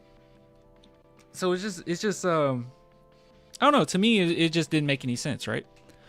So those are two things about the characters in particular that I was like, yeah, this just doesn't work in 2026. Like, you need to be creative. You can't just be a caricature of what you once were. So they didn't really progress anything with that. Another thing too, there's a lot of like political commentary, which I think is fine, but in a scary movie, they spend more time making jokes about like Fox News, which is the most lazy of Twitter jokes imaginable. Like, they call Fox News fake news. And like they make like pronoun jokes. Like, there's a joke in there where a character says, I like women and I like sports. I just don't like them together. It's like, okay, what's the joke? Like, it's a lot of that. And it's just a bunch of, I don't understand pronouns. And it's like, okay, dude, can we parody some movies? So when you start getting into, okay, what are they parodying? Like, what are they spoofing? Like, how well are they doing that? They barely spoof anything. A lot of the movie is setting up a punchline, and a punchline never comes. Most of the movie is like that. You get what I'm saying? So, from what I could tell from the movie, it felt like it moved from parody to satire, which satire is a little bit different, of course. And that's like satire. It's not. Yeah, that's satire, what I think. That it's like, it's not real. From what I didn't see it. Grant saw it. He's the expert on scary movie. But it feels like it's a satire that is going to pull all of its punches and just kind of be like, hey, listen, you like all the references? You like us pointing out like current topical things right now? That was cool, right? That's the whole thing. The whole movie it's like references the movie. It's like they did the work just by referencing it. They don't do anything with it. They just reference it. And then the jokes that they say around it just doesn't make sense. Like, you do the Get Out one. And this is what makes it kind of sad, is I think that the writers aren't smart enough for the material that they're spoofing, because I don't think they're giving enough credit to how good these movies actually are. You're showing me, by the way, that came out of nowhere, Shorty in the Get Out scene, that came out of nowhere. But you have him sink into the chair. Okay, now you just put him in the sunken place. Okay, and then the sunken place just becomes a K-pop Demon Hunter music video. Why? Just cause? Like, what's the joke? I don't see how that's funny. Just for the sake of doing it? They don't make any commentary on the movie that they're spoofing. And back when you watch Scary Movie 1 and 2, they do that very well. Especially 1. They do it very well in actually saying something about the movie they're spoofing and grow on it. I think this movie would have done much better if they just focused in on one movie. Not Scream anymore, because Scream is like, no one really cares for the last few Screams. So I don't know why you even want to try to follow that format, because even those movies get kind of confusing. But they should just focus on something else, another type of movie like Friday the 13th or something else. You could have did Sinners, like something you needed to follow, because the very first Scary Movie, you can keep the same plot basically of the first Scream movie, but then throw in jokes here and there where they see fit. This movie felt like we're gonna jam-pack jokes in there, even if it doesn't fit with what's going on. And it was over and over and over. If you go and you watch Scary Movie 1, there's a joke even early on that's funny. Like, because in Scream, the girl says something like, I have a boyfriend, you know. Like, who are you? I have a boyfriend. I'll call him over or something. And in this one, it's like, or in Scary Movie, you know, Scary Movie 1, she's like, I have a boyfriend. He's big and he's black and he'll beat your butt, right? And then the guy's like, you mean the guy who wears makeup and dresses like a woman? And turn on your light, and it's Prince. Like, okay, that's a fine. It's not the best joke in the world, but it's like it's following a format, and I think it was a good payoff. It was a quick joke. I think it was a good payoff. This movie, it like tells a joke and then like keeps asking you, is it funny? Like, wasn't it funny when I said that? Wasn't it funny when I said that? Wasn't it funny when I said that? It's just loud. It's like the worst of Family Guy. It feels like a bad Family Guy episode where it's just like, let me throw out as many skits as I humanly can, but none of it is saying anything about the material in which we're spoofing. And the setup doesn't make sense. Like, when they spoof, this is the worst part. I think this is the worst part about the spoofs. They're not doing anything with it. They're basically just doing what that movie already did. So like, they have a Terrifier reference. You know, it's in the trailer. They do the Terrifier 3. Terrifier 3, yeah. Yeah. And he's Santa, and he gives all of the kids dismembered body parts. That's the whole joke, bro. They don't do anything with it. That's just Terrifier 3. Terrifier 3 did more crazy, silly, funny things than that. Why are you just doing something that Terrifier 3 would have done? I don't understand. Like, what's the joke? And they did it with all of the movies. Sinners. It's like, okay, the Sinners setup didn't make any sense because the characters that showed up at the door for the party that came out of nowhere, because they never set up that this was Halloween, but out of nowhere, they're like, oh yeah, it's Halloween coming up. So that just seemed out of nowhere. But those characters show up to the door. Why? You already know them. But okay, you want to spoof Sinners. What are you going to do? The same thing that Sinners did. That's it. You make a It Follows reference, and what I mean by that's it's just they go to the door and play like a song.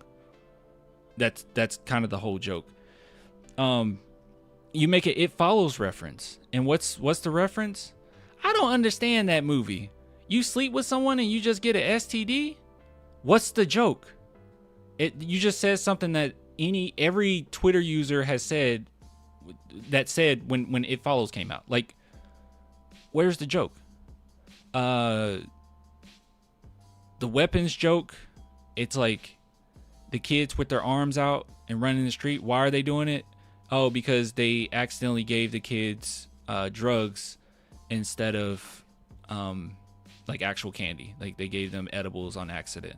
So that's why the kids are running the streets. And then they make a 6'7" joke when the kids say 6'7". Bro, what do I say? What? Man, You get what I'm feels saying? like It's like so bad. Who was in the writer's room for this? Less creative than Mitch's coaching. Who was in the writer's room for this movie? Like, who was actually sitting down and being like, "Yeah, we need this. Yeah, this is what people want to see after how many years of not coming out a scary movie. Like this." This. It just felt like all these movies that the Wayne brothers had complained about, like, you guys weren't the same since we've been gone. You just seem just like them. You're not totally as bad as Scary Movie 5 because I remember nothing from that. But you're worse than Scary Movie 4. You're one of the worst ones. You're in the category of like epic movie. You know, like it's not. You're not doing anything. Because what's their name? Freeberg and Seltzer? Like, you're just like them. Like, this movie is just like them. And if it weren't for Marlon Wayne's face being on it, no one would give this any credit. No one would be saying, hey, you know, don't listen to the critics. No, everyone would be agreeing that this is trash. And they just build up so much goodwill. Another example. Let me tell you another joke. I'll just tell you all the jokes. You don't need to see this movie, bro. You ever seen The Substance? You remember that movie? Which one? The Substance. Yeah, of course. Yeah. With Margaret Qualley. Yeah. Yeah. Great movie. And she takes the substance, and then another form of her comes out of her back. In this movie, they do the same thing. Comes out of nowhere. No build up to it. It's just a scene. The character does it. Ghostface shows up for some reason. He gives her the stuff, which is the substance. And you want to know what comes out of her back? What comes out of her back? The Epstein files. Okay. What? I mean, what's the joke? What? Like, I was just like, what's funny? What's the joke? That made me. I ain't gonna lie. That made me physically cringe. I'm not entirely sure how you did that, but that was crazy. But something else comes out, and then she goes up to the mirror, and she wipes the mirror because it's all foggy. She wipes the mirror, and she's the girl from White Chicks. She's a white chick. White Chicks reference. A White Chicks reference, and everyone was like, oh, that's so great, that's so funny. What are we talking about? Substance, 10 out of 10 movie. It's a great movie, but like, what's the joke? What's the joke here? Remember that movie we made? Remember that movie? Yeah, remember the movie we made 20 years ago? Like that's the whole movie. Remember that? Remember this? Remember that? It's just a bunch of member berries, man. Yeah, I remember. Ooh, I remember that. Ooh, I remember. The whole movie is that. Ooh, I remember. Yeah. I mean, okay. This is even better question is like this. So the other scary movies all aged relatively well. You can watch them now and still kind of like a relatively good time, but like vast majority of them, Scary Movie 5 is its own thing.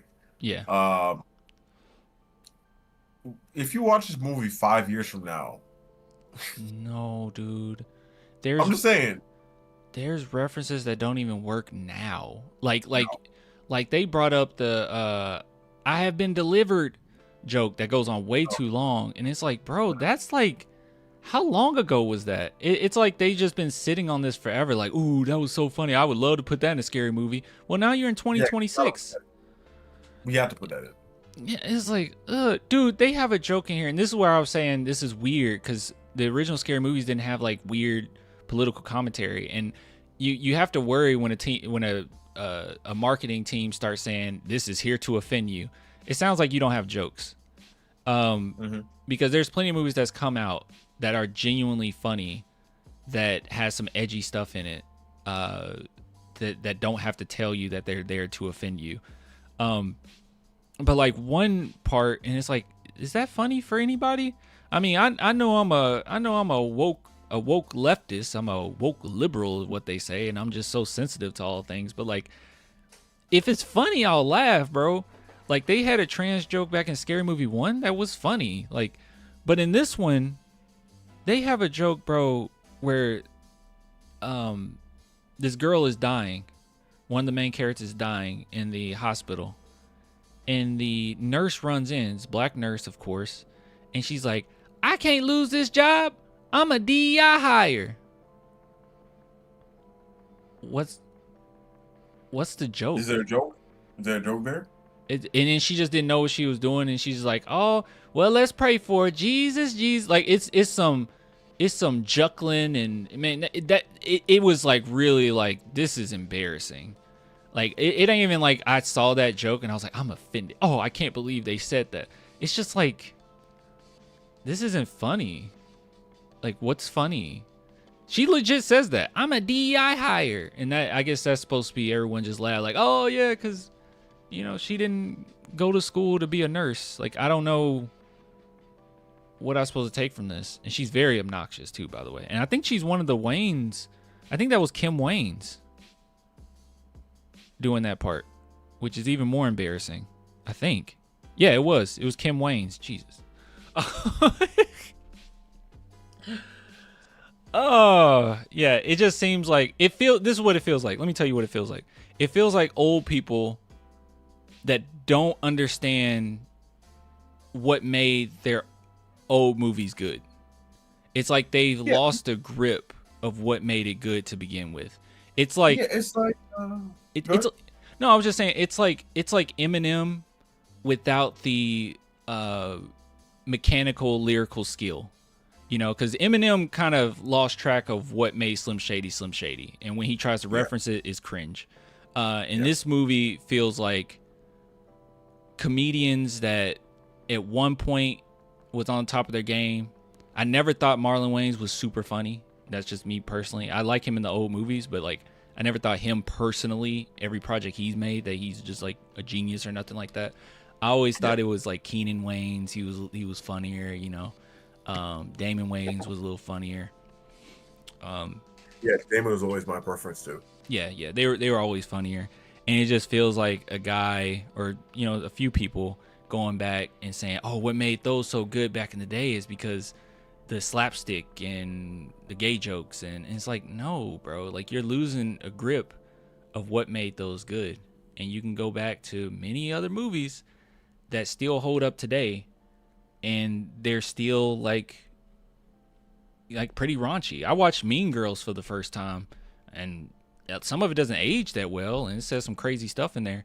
But like, I didn't clutch my pearls. Like, it's still funny. You can go and watch Superbad. Superbad is one of the greatest comedies ever for a reason, and it says plenty of raunchy, crazy stuff in it. Even more recent movies like Bottoms. That's a movie that's a little bit more silly. That feels like one of those early 2000s movies, but it's clever. It's done well, and it's funny, and it's very raunchy. So I don't know. What were you about to say? I'm sorry. I like completely. No, you're good. I was just gonna say this scary movie feels like if you guys have ever seen like a classic artist that you may have enjoyed prior to, right? And they're doing a repeat. They're doing they're in town for a concert, and they're gonna go ahead and like sing one of their old songs, except they forgot how to sing. Yeah. And then they forgot. Oh yeah, that's what people like about that performance too. So like, it's compounding. It's just a bunch of compounding things. It's been some time. You don't understand why people like the song in the first place, and then you can't sing anymore. So then you just go up there and you kind of like, not phone it in, but like it's just an out of touch performance. It's fully out of touch. Yeah. And somebody says you'll find more funny jokes just watching any stand-up comedian for an hour. Dude, any stand-up. This movie felt like it was made for TikTok. Like you could just take a bunch of clips.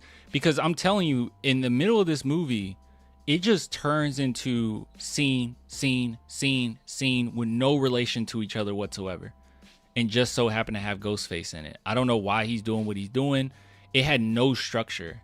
And if anybody wants to say the old scary movies didn't have structure, you just don't know what you're talking about. Go back and watch them. That's not true. No structure.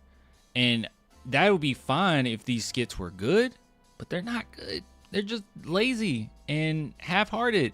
And, throwing a Michael joke in there when the movie hasn't even come out yet, of course you don't know how to parody it. Of course you don't know how to spoof it. It hasn't been out. You haven't seen the movie. So, like, you're making spoofs to things you haven't even seen. I can tell you the two funny jokes in it, if you want me to. Do you want to hear those? The couple of jokes that actually. Yeah, sure. It may as well at this point. Yeah, it didn't make me like fall out laughing, but it was fine. So the first joke is the beginning of the movie was really bad. Like I don't know why people say that opening was strong. I have no idea what you were watching. It's just stereotypical loud black woman. They do that a lot in this movie. After that, they cut to the new characters, and this one I thought, oh man, wait, I might be in for something good. And they work at an amusement park, and the amusement park is called Final Destination Extreme, and it's something like Where You Die for Real. And as these characters are talking, you can see in the background like the rides colliding with each other. And people falling off the ride and just dying, and it's like, okay, that's funny. Like it's something in the background that's just kind of random. It's silly, it's over the top, and it's like, okay, you're spoofing Final Destination, right? I was like, that works. And then there's another joke where Brenda gets shot, and Sydney says, no, Brenda gets shot. Sydney's there with her. And Sydney's like holding her while she's on the ground or whatnot. And Brenda's like, am I going to make it? And then she says, probably not. And it pans out, and Sydney is putting her in a body bag, like halfway zipped up a body bag. And she's like, I'm not dead yet. That's a good joke. That's a joke that will work no matter what era you're in. You know what I mean? Like, that's a good joke. But yeah, is it all references? It's literally all the entire movie is just references, man. Remember this, remember that, remember this, remember Candyman, remember, and they never do anything with any of it. Yeah, the whole thing. Even Long Legs. They have a Long Legs reference. They don't do anything with that. It's one scene that has nothing to do with anything. Oh, somebody said you didn't even mention the Long Legs reference. Aside from the makeup, there was absolutely nothing funny about it. Yeah, they have a Long Legs reference where two cops show up to arrest. You remember the guy in Scary Movie 2 with the small hand? I can't remember his name. Yeah, of course. How could I forget him? Yeah. He's playing Long Legs, and he has the makeup and everything. He's sitting at a bus stop, and then there's this like nerdy black dude next to him sitting at a bus stop. And they pull up, and then the cops pull up, and of course they attack the wrong guy, so they're just like beating the crap out of the black guy. And that's actually, wait, that is the joke. That's the whole joke. And he doesn't show up at all anymore. That's it? That's it. It had nothing to do with the movie at all. Oh, that's fire. You like that joke? That's fire. Pretty good, huh? Pretty creative. Yeah. He does show up, I think, in the after credit scene or something, but that's about it. But yeah, it's really one of those movies that if you went to see it with a big group of people and they wanted to like it, or you've been drinking or something, like, people probably gonna laugh just for the sake of it. But when you go there and you actually see it for what it is, it's not good. It's a really lazy, bad movie. And maybe people just been missing comedies for so long till anything to do. But yeah, it was bad. Shaq joke was funny to me too. Marlon Wayans makes a Shaq impersonation, something that like millions of people have done before, and it was good. It was a fine impersonation. But that's kind of it. I like it. God, what a frustrating movie. I'm trying to think any more references they throw in there.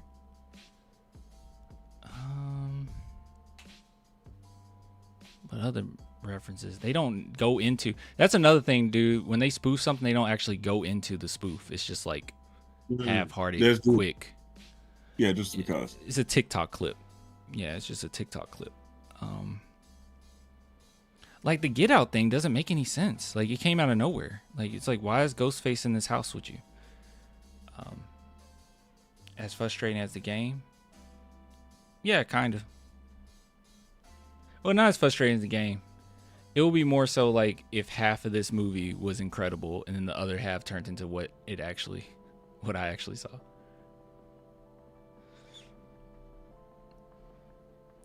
Clan, what movie are you watching next? I'm gonna go watch The Furious. What about you, Impeccable? Probably gonna see. I still haven't seen Masters of the Universe yet, so I'm probably gonna see that.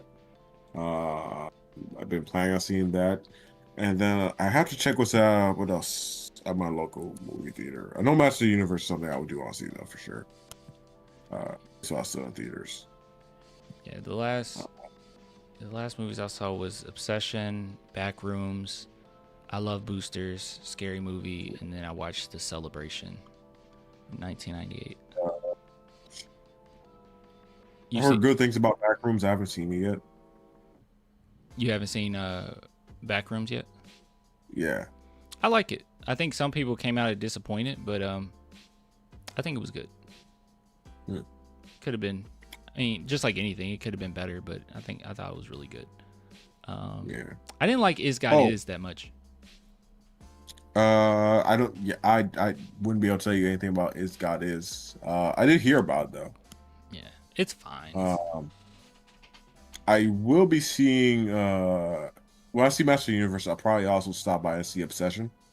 I've been meaning to see that too. You need to see Obsession ASAP, my boy. Yeah. Yeah, that movie's top tier. That's a good movie. Yeah. Yeah, I was close to giving it a 5. Nosferatu was a creative take. Yeah, Nosferatu, I think I gave that a 4.5 or a 5. I did see Project Hail Mary. That's one of the recent ones. Challengers, I couldn't believe how much I liked that movie.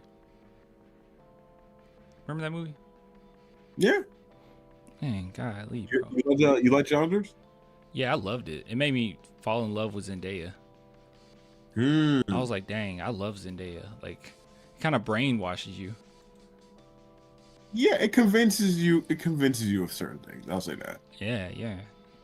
I'd do anything for Zendaya. I ain't gonna lie to y'all. Anything. The Drama was another one I saw in theaters. That was great. So close to giving it a 5. It was awesome. Shocking too. You seen that one? Which one? The Drama. No, I have to see the Drama still. Okay, it's on the list. Okay. Do not look anything up about it. Okay. You need to go in that blind. I do know. Okay, I'm not gonna look anything up. I do need to see it though. Yeah. Nirvana, the band, the show, the movie. Have you seen that? No, did you? Yes. 5 out of 5. I'm like showing it on the screen. Yeah, I'm like showing it on the screen. I gave it a 5. It was the perfect comedy. So if anybody wants to see how a comedy should be done, you should see Nirvana, the band, the show, the movie. It was heartfelt. It was funny. It was so crazy because it's like almost the opposite of what Scary Movie is, where Scary Movie tries to bring you back in time, or they try to take that time period of the 2000s and force it into 2026. Nirvana, the band, the show, the movie actually does kind of like a Back to the Future type thing, where they go back to the year 2008. And it's so funny because it kind of emphasizes how much things have changed, but the jokes in it are so sharp. It's so creative. It's just hilarious. It's awesome. It's a good adventure. But yeah, going back to year 2008, it like really throws you off because you're like, wait, this looks like a whole nother world. But yeah, it was really dope. So they more so focus on how things have changed rather than what Scary Movie forces to down your throat. Clan, did you see The Simple Accident? Couldn't believe it won the Palm last year. No, I never seen The Simple Accident. Monster, you should see that too, my boy. Monster, yes. I did see Monster. Yes. Oh, you did? Right. Oh, wait. Which Monster? What do you mean, which Monster? There's the Monster from like 2004, 2002. And yeah, 2003. But it was a remake, no? No. I'm talking about a Japanese film called Monster that came out in 2023. Okay, I don't know that one. Woo! It's good. Do you see my screen? Yeah. Okay, I see it now. Yeah. Woo! This movie, bro. Go see it or watch it. It's on the list. Oh, it's going on the list. That's why you need a letterbox, bro. Okay. Yeah, I do. I've been hand tracking what movies I've been watching the entire time, and I've been kind of resistant to make a letterbox, but I think I will at this point. Yeah. My favorite part is this quote right here: "If only some people can have it, that's not happiness." That just made me. I started crying at that part. This movie made me cry like 2 or 3 times. It was so good, so good, such a great movie. Wait a second, you gave 28 Years Later too? Yeah. Really? I didn't see 28 Days Later, the one that came out, the Bone one. This is the one that came out before. 20 Years Later, the Bone Temple. Yeah, I didn't see that one. I saw that one. If you, there's good elements to it, but I will say I prefer the 28 Years Later base movie over it. What did you like about it? I watched it for the first time. Like, oh, you can see I watched it in April, and I was just like, I was like, the editing is giving me a headache. Like, it seems so disoriented, and I didn't really care for the characters. The editing was like an acquired taste. I thought it was really clunky and weird at first, and then the more I kind of just like let the movie be stylized. I was like, okay, I'm kind of getting into it. And then the general plot isn't bad. It's like a general hero's journey for the kid. Getting to Kelson in the whole 9 yards. there's not really a twist moment either, besides like the ending when we get the big reveal that in the post credit scene. I don't know if it's a post credits. I think it's like that movie, Yeah. where like we get the reveal that the kid at the beginning of the movie is now the leader of this satanic or the Satanist band. Yeah. At the end. So yeah, it's again 20 years later. I probably give him like 3.5. Didn't mind it. It was just some stuff that just was like, what? Like, Yeah. not to spoil it, but like one of the main characters just gave their life away so quickly, and it didn't seem like there was any discussion about it. And then this is supposed to represent something deep, and they've only been there for like a few minutes. Like I didn't get that. I didn't understand that. That was so rushed to me. It was at the Bone Temple, basically. I was just like, I don't get this. No, I wouldn't vibing with it. Let me see if there's another one that I need to like hook you up with. You know, obviously Marty Supreme, Kamikaze Girls. Kamikaze Girls. You want something weird? Yeah, that movie's dope. Maybe it's just cool. Yeah, Marty Supreme. I saw The Long Walk, which was bad. I saw Begonia over the weekend. Dude, you should stop everything and watch this movie. Memories of Matsuko, please. Memories of Matsuko. Yeah, it is. Okay, I'm making a list. Yeah, I'm making a list. Don't worry, I'm making a list. I am behind on my Japanese cinema. So it's Japanese, correct? Yeah. Yes, Tetsuya. Yeah. I'm not gonna spoil anything, but I just will say this is probably one of the greatest films ever created, and it definitely this character is just beautiful, and I think at least what I took from it, it's like a movie about, you know, you losing your self-identity by giving so much of yourself to other people, trying to find that validation, without even recognizing how much of a light you are to all these other people. So it's a beautiful movie, and it's kind of crazy because it is some really dark subject matter, but it's filmed in almost like this fairy tale way, because you're kind of in her mind on how she kind of fluffs everything. So it's just really weird. It's a weird movie. Yeah, but it's awesome. It's fun. It's funny, and it's heartbreaking. It's incredible. I probably should bring it higher. It's better than Train to Busan. I don't know why I got it on 8 and Train to Busan is 7. Interesting. Yeah, it might be better than Everything Everywhere All at Once too. I see City of God is number 5. I agree with that, of course. Woo. Or excuse me, Ciudad de Deus. Excuse me. Yeah. That movie was great. I was like, whoa. Yeah. Yeah, I've watched that movie like 12 times at this point. I'm waiting for it to get old. I've only seen it once, and that was the first time I watched it, and I was like, oh my god. Yeah, I've watched it like several different points in my life, and then my one of my best friends is Brazilian, so I watched it with him fully in Portuguese, and he recounted the times where he lived in Brazil. And he's like, yeah, no, it's kind of like that. Okay. Yeah, I loved it. Have you seen The Handmaiden? Yes. Okay. Yeah, that movie's great. Yes. Yeah. I'm sure you've seen one battle after another. Yeah. I wonder if I moved. I don't know how to feel about it. I don't know if I'm that high on it. It was one of those things where right when I saw it, I was like, oh my god, it might move. I don't know. Would I put it over There Will Be Blood? There Will Be Blood is so dialogue heavy, but it's like, I don't know. That's more my thing, I think. Yeah. No, I can see that. Put Mother on your list. Have you seen that? The horror movie? Is it a horror movie? I wouldn't consider it a horror movie. Mother 2009. Okay, no, I haven't seen that one. Okay. I will. You think I'm joking? I'm keep making a list right now.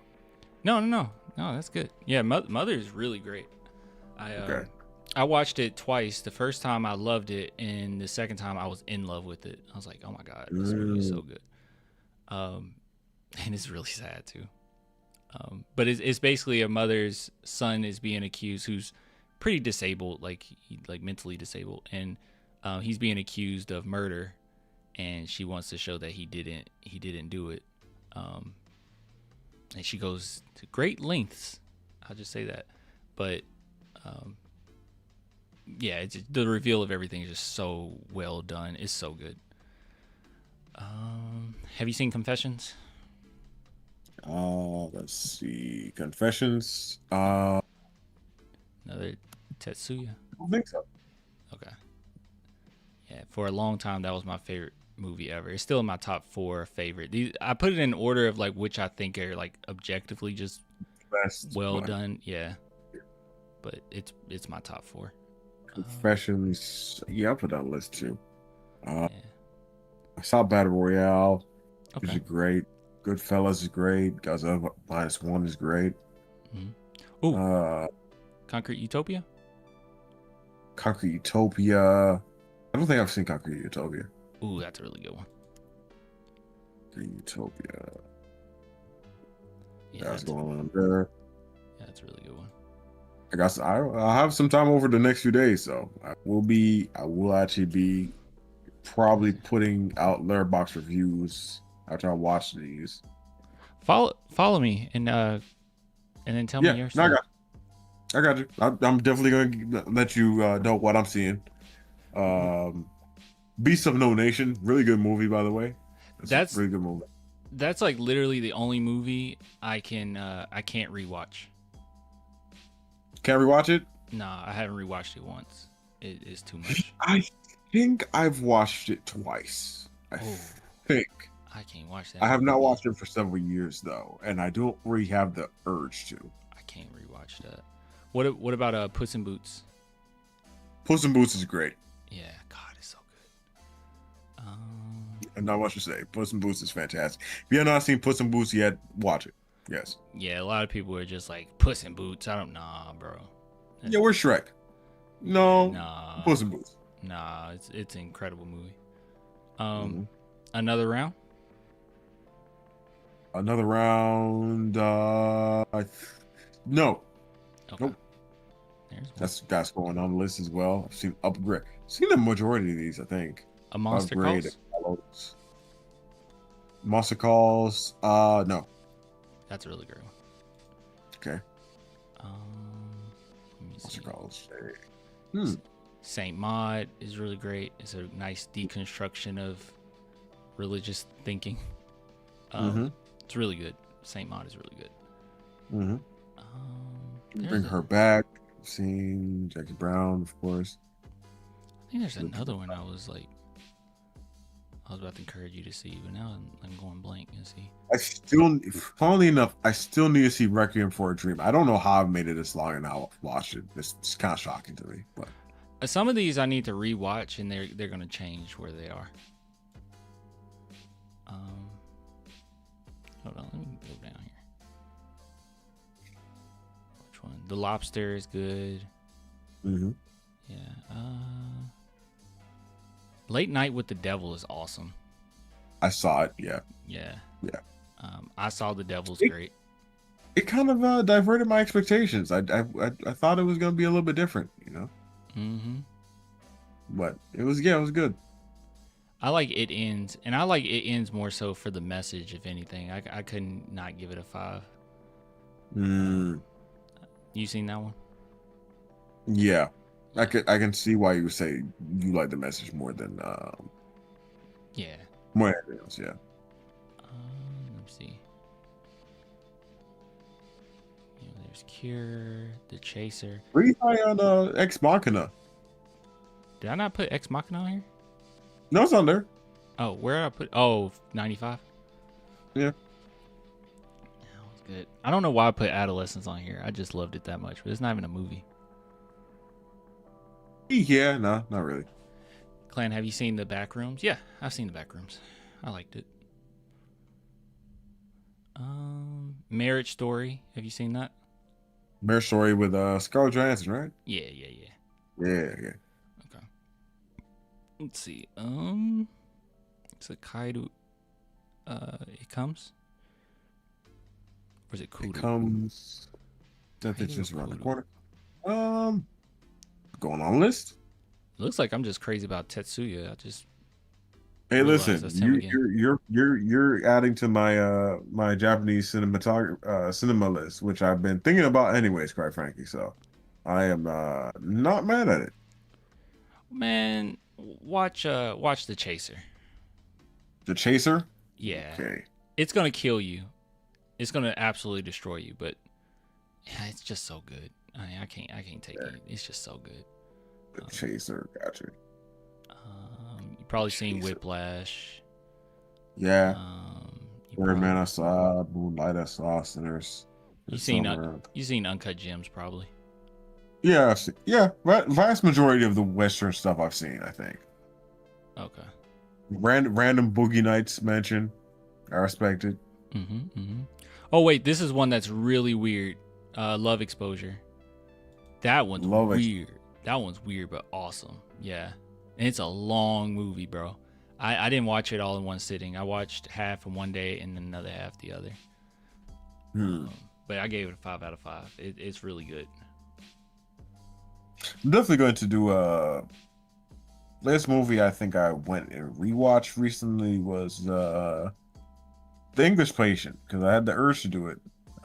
So I'll probably put out a review for that first, I think. Okay. I think that's gonna be the first thing I put out a review for. Probably maybe 5, maybe 4.5. We'll see. Okay. And then the movies I'm gonna see, you gonna go see The Furious this soon? It is in my theater, so I am probably gonna go see it. Yes. I'm gonna see it not this weekend, but next weekend. Okay, then I'll probably have a review for it before you do. Yeah. I'll probably let you know if it's worth a watch or not. Yeah. It probably is just worth a watch either, like regardless. But I'll let you know if my thoughts on it. What's your name on here? No, well, I gotta make the account, bro. Oh, I thought you just made it. That's why I was like, No, I'm gonna make it probably in the morning, probably. Oh, okay. And then I'll let you know. I'll ping you. Okay. I'm trying to see if any others. I'm like, yeah, you definitely probably ain't seen it. A little bit more foreign ones. Have you seen The Celebration?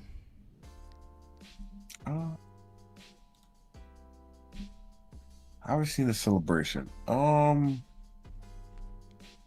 I haven't. No, I haven't. It's good. It's crazy. It's crazy?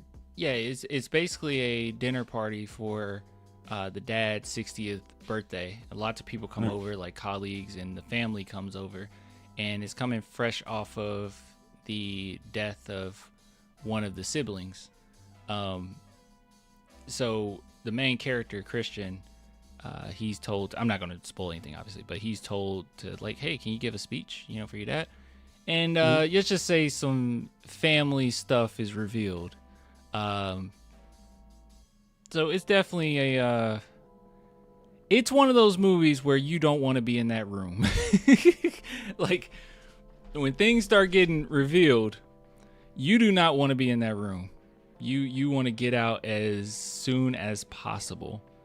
But it's just really cool to see a family that, especially a father who has this clean image, just get absolutely just crazy what comes out. But yeah, it's really good. It says it right here. The family of a wealthy businessman gather to celebrate his 60th birthday. During the course of the party, his eldest son presents a speech that reveals a devastating secret that turns the night into a battle of truth and denial. So good, bro. It's very uncomfortable. But the guy who made it, he also made another round. So this is like one of his early movies. Interesting. Okay. Yeah, I never seen The Hunt. Oh, you haven't seen The Hunt? Oh man, The Hunt is I was actually gonna mention The Hunt too. It's good. It's fantastic. It's just a really rough watch. To be honest, I can't. Okay. Speaking of movies, I don't want to watch more than once. Okay. Yeah, It is a rough watch. Well, that's gonna be on my list. Yeah, I loved Another Round, and I thought Celebration was really good. Okay.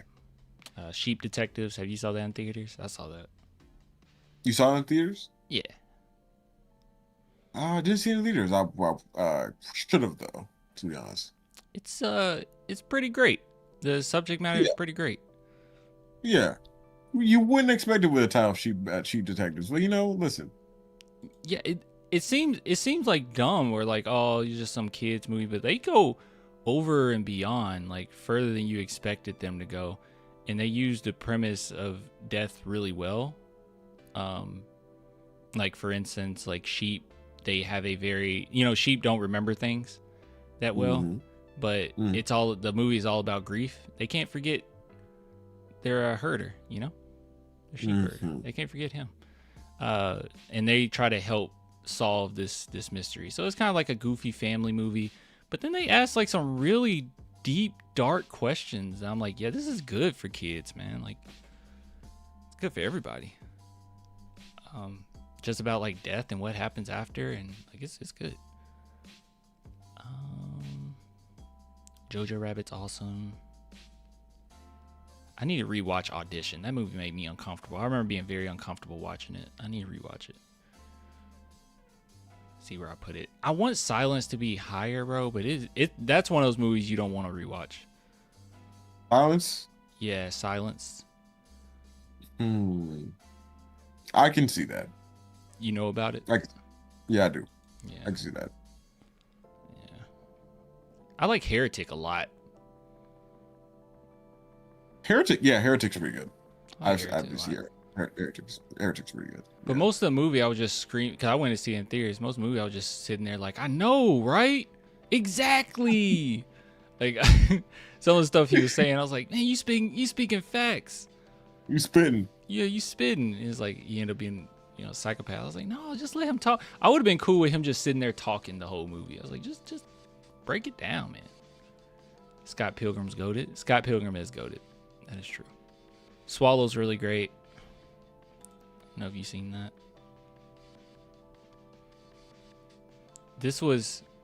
Swallow was one of those movies, man, where I had such a great time with it, because afterwards I was just thinking about all the colors in the movie and what this represented, and when this character is in this state of mind, they made the background look more like this. It's not in your face, but it's pretty great movie to break down. But yeah, I couldn't stop thinking about it after I saw it. Yeah. Have you seen Swallow? Yes, I did. Okay. Did you like it or not so much? Why this? It's weird. I liked it though. It's weird. Oh, okay. It's one of those movies that's like I'm surprised it. I'm just surprised it. I'm surprised by the script writing for it. That's the best way. Like I'm surprised it got developed into a movie. Oh, interesting. But it's an interesting. I mean, it's just an interesting idea. Yeah, I thought it was great. And obviously, Hustle and Flow on here. Hustle and Flow, of course. Manchester by the Sea, Talk to Me, Baby Assassins. This is fun. Oh, you seen it? Yeah, it's fun. I didn't put the other two. I didn't like the first two as much as I liked the third one. Third one was you'd like the third one more than the first two? Yeah. I don't remember why. I don't really remember the first two, but they didn't make it on this list. But I liked this one way more. That was way more fun. All right, let me see if I can throw any more your way. Love Exposure is one that I do really want to get your thoughts on. Love Exposure. Yeah, it's just so weird. All right. I'll tell you what. I'm going to watch Love Exposure tomorrow. Ooh, yes. I will watch Love Exposure tomorrow. Beau is Afraid. Right. It was really great. You've probably seen it, though. Beau is Afraid is one of the oddest experiences I've ever had. It's a good movie. It is one of those prime examples of an audience being split, and you're either gonna love it or despise it. And I just loved it. Yeah, I enjoyed every second of it. I tried to get my family to watch it. They all fell asleep. They didn't like it. I like it though. Paddington 2, people laugh at me when I say, you gotta watch Paddington. Like, I ain't watching no Paddington. It's like, bro, you gotta watch Paddington. I tried to watch Swiss Army Man with my mom, and she just hated it. She hated every second. I figured she was. Once you said you watch it with your mom, I was like, okay, she's gonna be looking at you the entire time. Like, why did you? She's like, what is this? I don't. And I was like, no, just watch. It's a beautiful movie. In the background is just fart noises. I was like, just give it a chance. It's one of those movies where they're just gonna look at you like, what happened to you? What are we watching? Yeah, because like we were watching, I was like, oh, no, trust me, Mom, it's amazing. It's a beautiful movie. Just give it a chance. And it's just fart noises, just loud as it could be in the background. I'm like, no, you gotta give it a chance. Yeah. You need to let it mature. Character throwing up in the other character's mouth. It's like, no, trust me. wait. You gotta get to the good part. You gotta get to the good part. Very good. She could not get through that movie. I was like, trust me. I think I went to see Uncut Gems with my mom, and she liked it. She just was like, oh my god, it's so much cursing. Yeah, I saw it by myself, and then I saw it with my mom as well, and I was like, it pretty much confirmed my original opinion that I gave it a 5. I'm gonna give it a 5 when I do a review for it. Yeah, special moment, special movie. Yeah. Somebody said The Lighthouse should be on your wish list. It's my top 30 movie of all time. That was a movie I watched with my mom too, and she she didn't like it. Yeah, I can see why she wouldn't. I like the Lighthouse though. I don't know if it'd be top 30, but it's like I think the scene of sleeping with a mystical creature, I think that did it for her. I think when that scene came up, I think my mom checked out. She was done. Yeah. She was like, I was trying. I don't know what you got me watching. What is this? Mm-hmm. I was like, wasn't that great? How their minds just slowly go into descent. And she's like, no, I don't know what this was. I thought it was so cool. Like, it was just so kind of funny, just how they don't have water and all they can drink is alcohol. It's like, this movie's awesome. The acting in it, jeez. Let's see, somebody says Spurs in 7. I'm running out of games to say we win in. It's possible. You got to win 2 in a row. Yeah, it's possible. I mean, listen, bro, we're on our way back to San Antonio. You know. Mm-hmm. You win that game, you just need to win an MSG. And listen, if there's anything that needs to convince you that it's possible, listen, we've been in the driver's seat for a vast majority of the games. Actually, every single game, quite frankly. Mm-hmm. So that should give you confidence. You know, all we need to do is execute. We're fine. Yeah, we just gotta worry about the next one. Yeah, exactly. Let's see. Trying to see if there's any more I can. Did you put Nightcrawler on your list? You ever seen Nightcrawler? Yeah, Nightcrawler. This ain't my wish list. This is my my watch list. Yeah. 78. 78? That's not bad. I love Nightcrawler. Probably more. Yeah, Nightcrawler. I don't know if Nightcrawler is better than Social Network or Another Round or it's better than Lobster. Do you think it's better than Grand Budapest? I really enjoyed Grand Budapest, but yes. Grand Budapest is a very quaint movie. Comfort movie. Yeah, it's a comfort movie. Yeah, I gave it a 4.5. Ooh, somebody said The Northman is my favorite Robert Eggers movie. I don't know. No. You know? I think I hated that movie. I kept trying to tell myself we like this movie. Every time I watch it, and I've watched it twice, I keep telling myself, you want to watch it, you want to like this movie, you want to like this movie, you want to like this movie. I just can't, I just didn't like it, man. Like I just like it. I can't remember much. I just found it like kind of boring and very unlikable main character, which I guess they want to make him like a real Viking, but it doesn't make for a good viewing experience for me. I just thought the plot was I knew what they were building the plot off of. I just did not think it was well executed very well. Like the pacing of the movie is the worst aspect, I think. Yeah, it was the pacing. I saw it in theaters and I was just so bored. Yeah, the pacing is like objectively bad. It's objectively bad paced.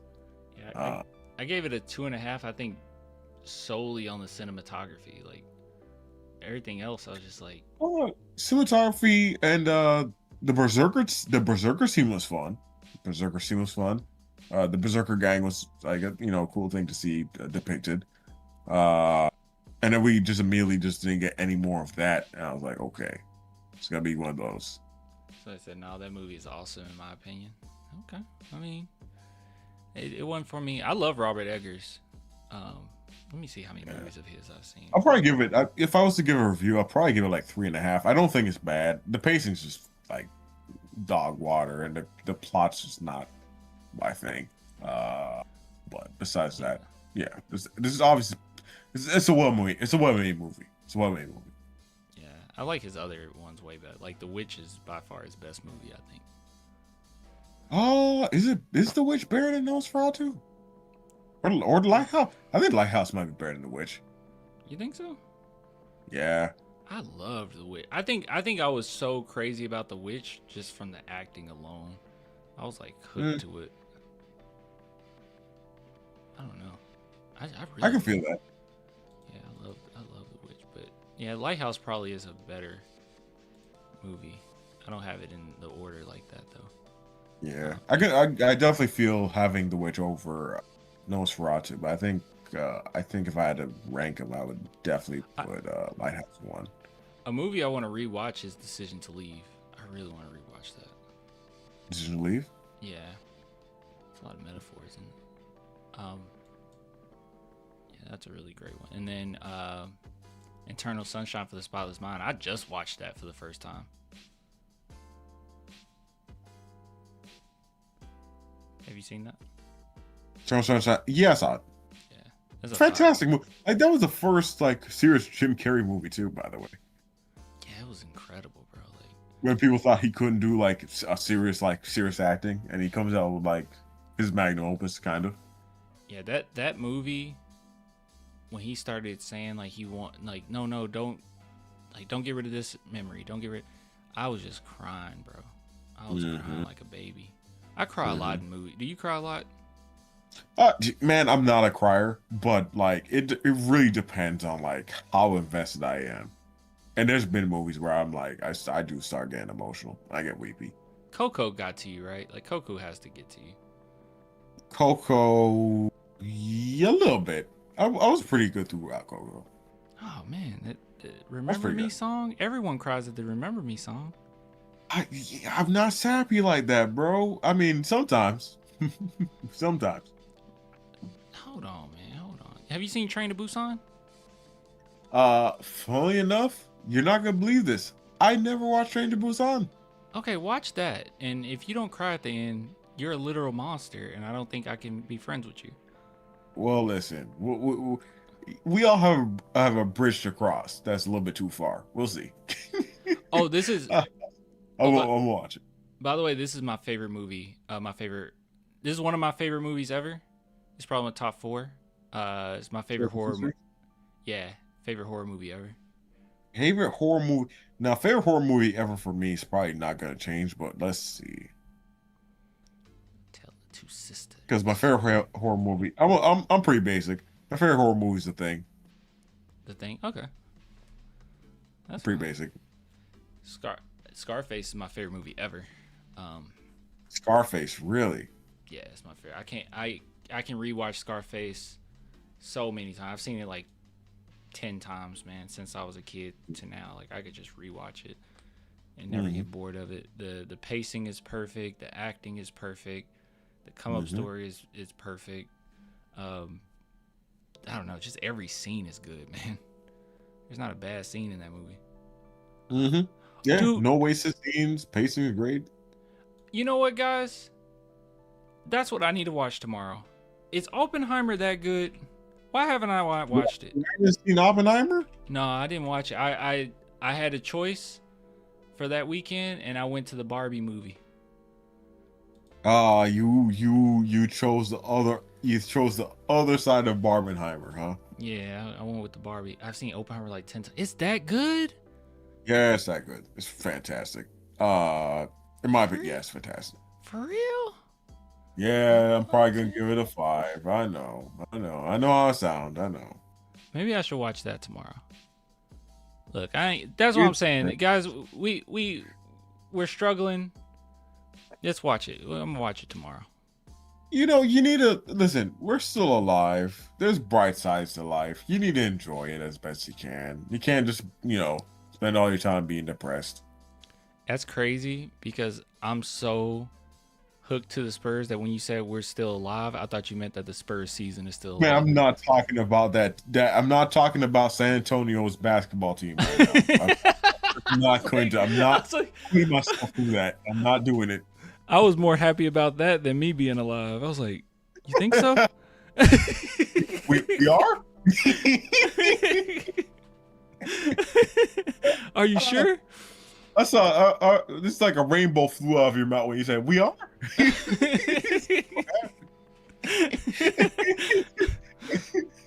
was like, dang. I got so happy. Oh my god. Hey guys, we're still alive. Trying my best not to think. I'm not thinking about. I'm thinking about the movies I'm gonna be watching tomorrow. Yeah. I guess you mean it's my heart beating, I guess. I mean it's pumping, I guess. I would hope so. I don't know. It stopped for a while, but came back. Listen, yeah, mine did too. And then when they started beating again, I couldn't even sit down. I had go running around in my house and running my garage. You know a movie I didn't like that much? Which one? Was it 26 or something? What's that? 19 what is it, 1919 or not? Yeah, 1926. 1926, yeah. No, it's not coming up. The war movie, right? Yeah, I'm looking for the war movie. 1917. That's right, 1917. Not only do I dislike this movie, yeah, it is 1917. Not only do I dislike this movie because after the movie, I hit someone in the parking lot with my car, their car. I hit their car with my car. Got into a fender bender. So that always leaves a bad taste in my mouth. But this movie, I just thought it was it's one of those where you have to see it in theaters. I guess you don't have to see it in theaters. I don't know. What would I give it? Maybe 3.5. I mean, the cinematography was a strong point for sure. Yeah, I just have no attachment to it. I want to just give it a 3, but I know it's better than that. I mean, 3.5 I think is fine. 3.5 is the 3 from, in my opinion, as a guy who's a little bit of a cinephile. 3.5 is the bar for if this is a well-made movie. I don't know if it's for me. Oh, okay. I'm not gonna give it a 3 because 3 feels 3 feels more like it's an okay movie.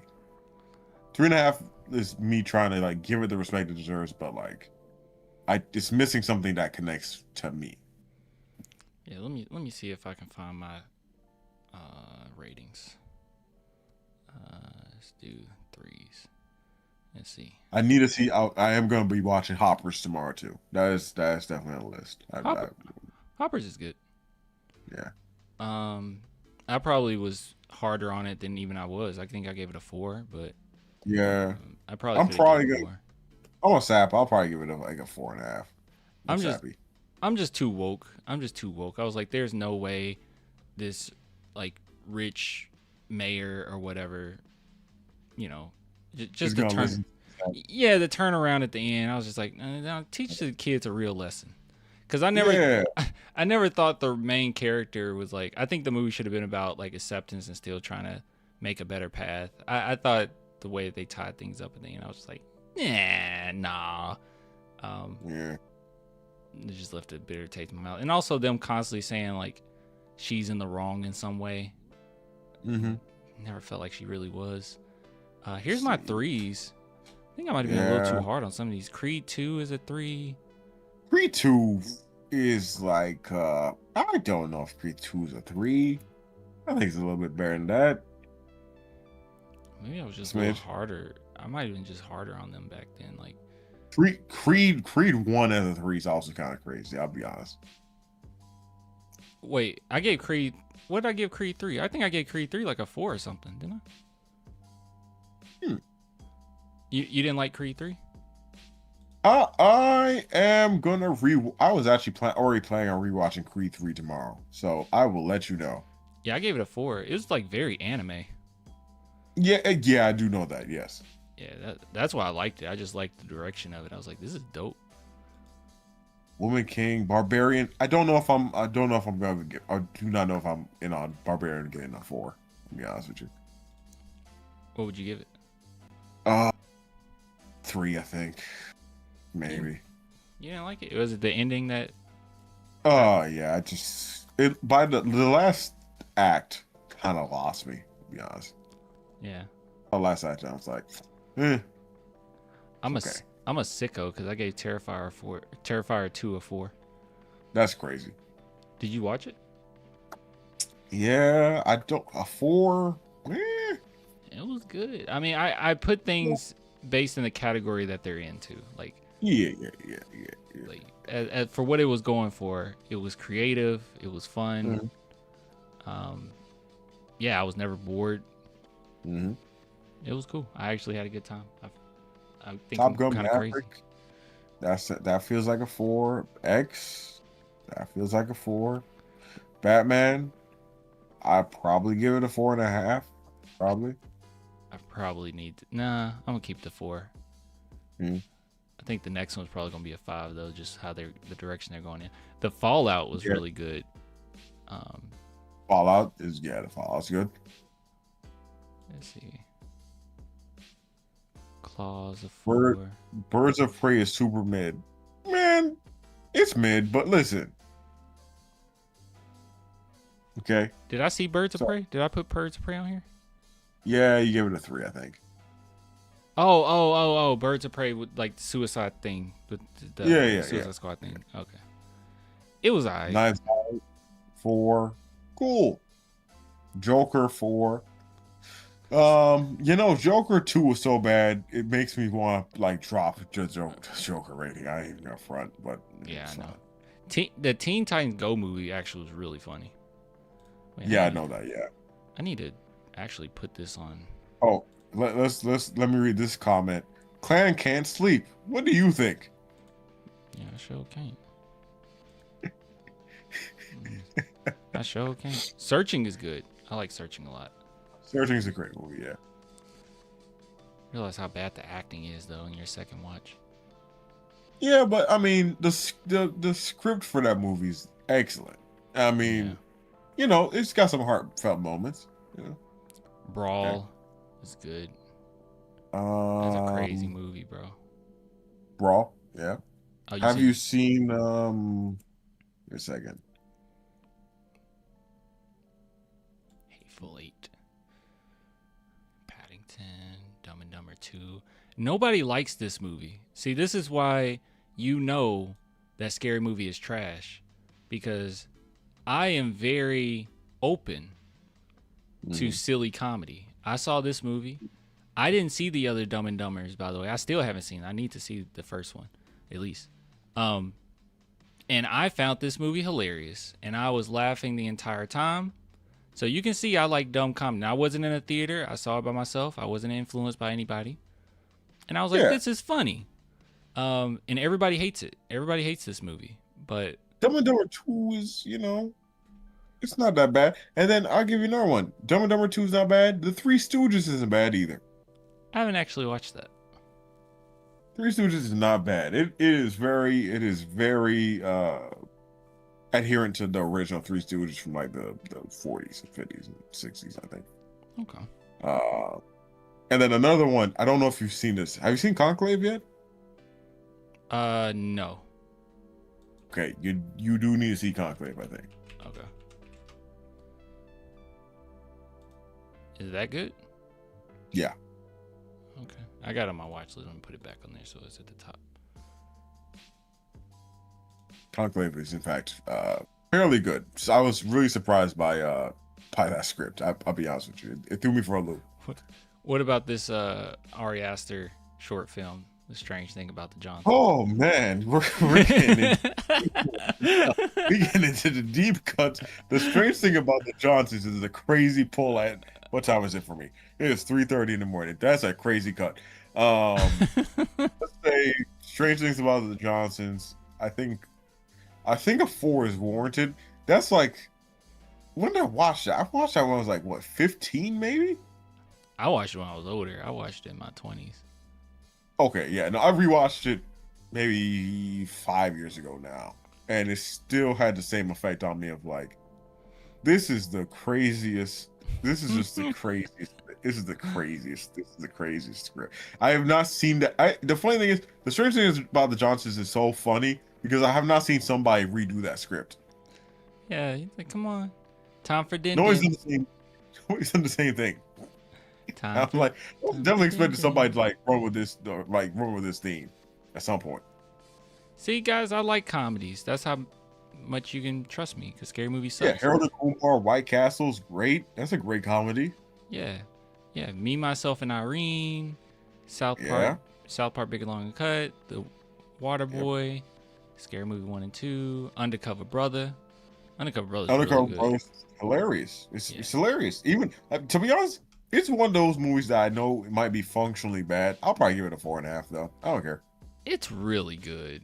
Me giving it a 4. I need to probably rewatch it. I haven't watched it in so long. I saw it as a kid initially, and I loved it. And I rewatched it as an adult. I was like, I probably won't like it as much. And I was like, wait, no, I get all of the commentary now. This is awesome. There's a lot of bright points in that movie. Andy, who said, "Hope you're not religious to see Conclave." I am. I did not have a problem with it though. I thought it was fine, honestly. Okay, I didn't know you were religious. I am. Oh, okay. Well, not religious, more so faithful, but you know. Oh, okay. I thought you only had faith in me, but okay. I believe in you. No, it's okay. I mean, if you want to give it to somebody else, I mean, it's okay. Sometimes things fail you, you know. Tonight was a sharp reminder of that. Yeah, well, I never failed you, but I mean, that's fine. That's okay. I mean, whatever. Blazing Saddles, good comedy. Really good. Airplane, same thing. Airplane's really good. Life of Brian, same thing. Life of Brian's so weird, but yeah, same thing. I love when they start singing. So much random singing in that movie. I need to rewatch Blood Simple. It's been a while. Let's see my fives. Let's see. I need to watch. I need to rewatch Crash. Do I need to rewatch Crash? Baby Reindeer. Surprised by it. Yeah, I was surprised they even had this on here, but yeah, I love Baby Reindeer. Baby Reindeer, it became a 5 when he gave that speech on stage. Mm-hmm. That's when it turned to a 5 for me. I was balling.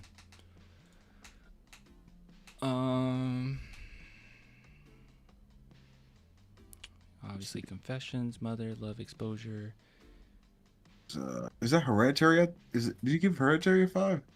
I think so. Yeah. Yeah, feels about right. Paddington. The Paddington movies are like hidden gems of cinema. The Paddington movies. Yeah, SpongeBob movie. Shaun of the Dead getting a 5 is a little crazy. I need to change that. It's more like I'm gonna be honest. That's like a 4 max. I think. Respect to Sean Penn. Or not Sean Penn. Sean Pegg. I'm Simon. Excuse me. Because I rewatched it recently. Yeah, it's like a 4. I prefer the I prefer Hot Fuzz. To be honest. You prefer what? I prefer Hot Fuzz. Hot Fuzz is much better. Yeah. Yeah. I do think it's better than Baby Driver. Baby Driver is interesting. I think Baby Driver probably gets a 4.5 out of me.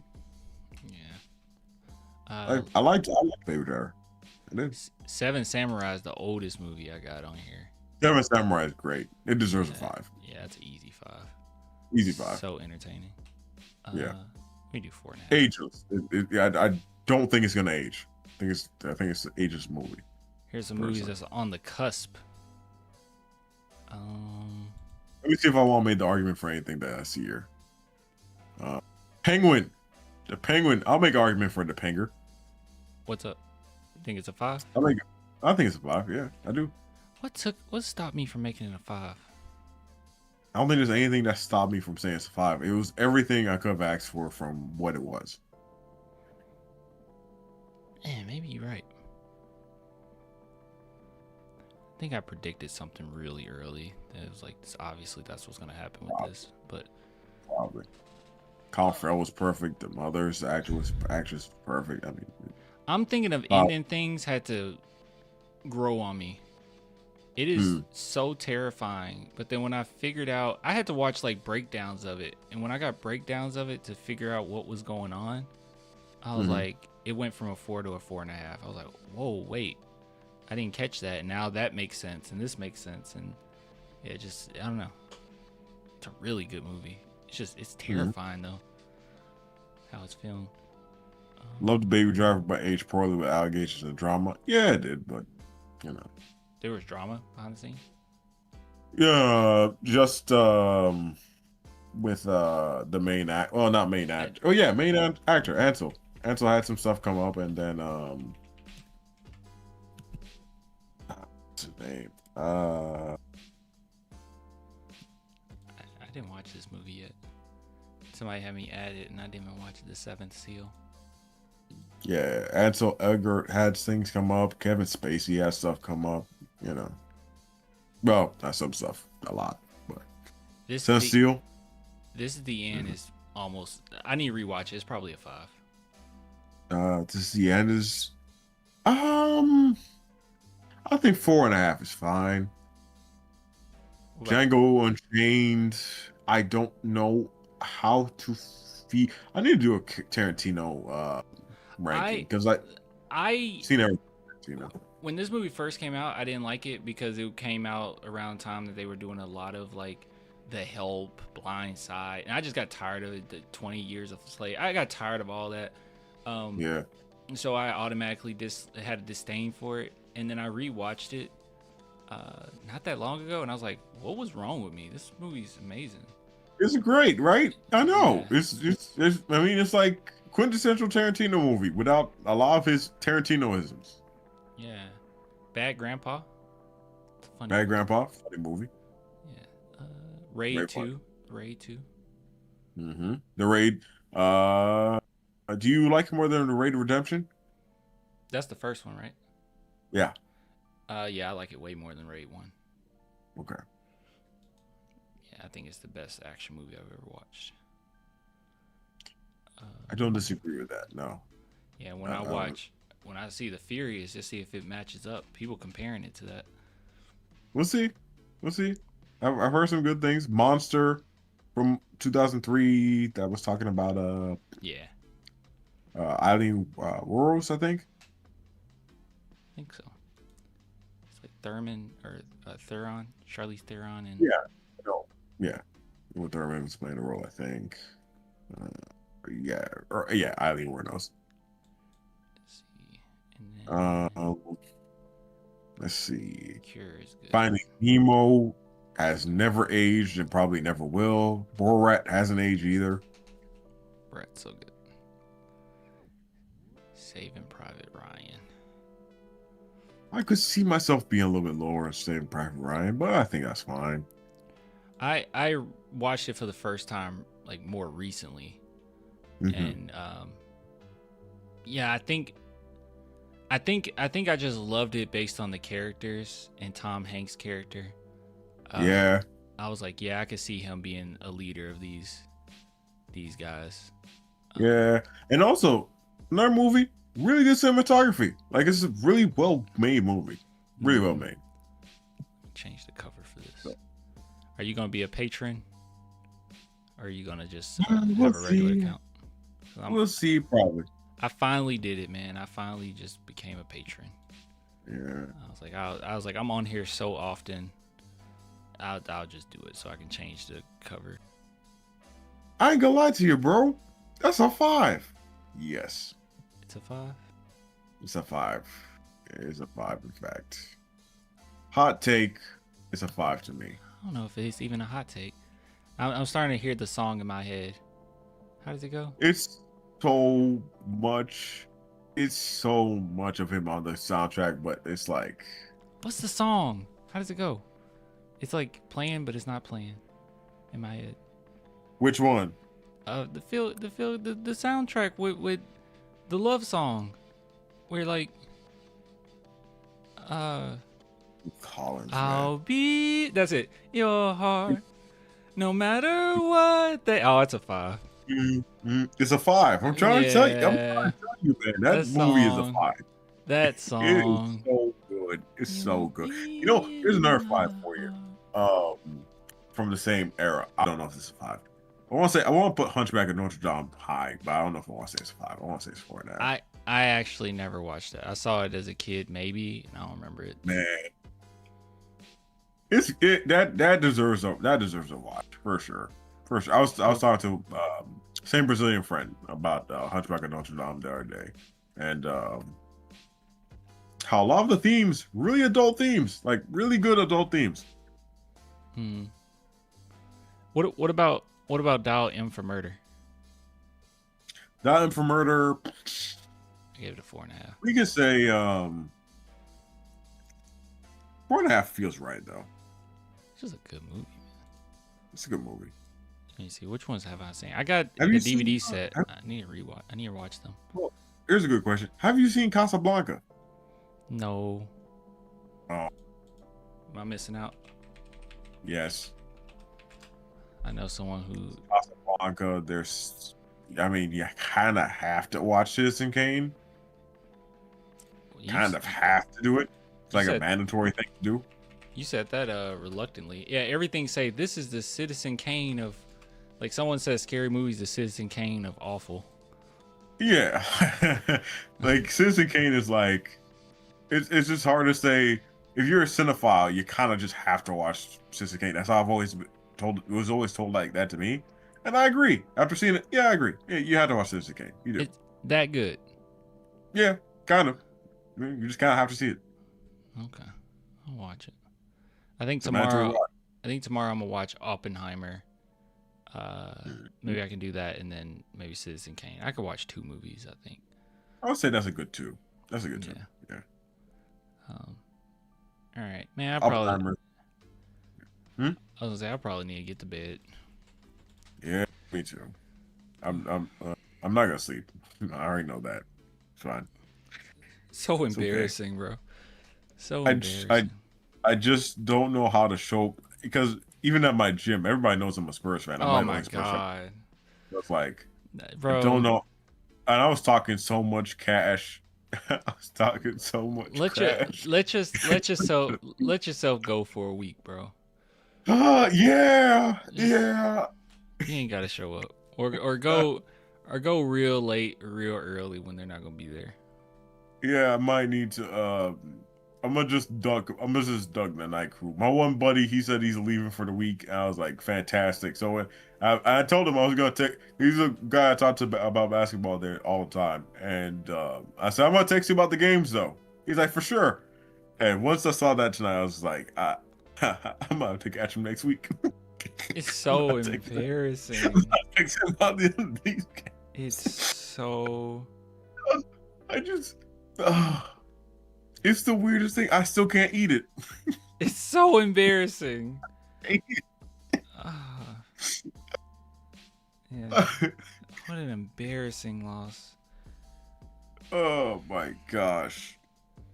I wonder if they're gonna sleep tonight. They have to.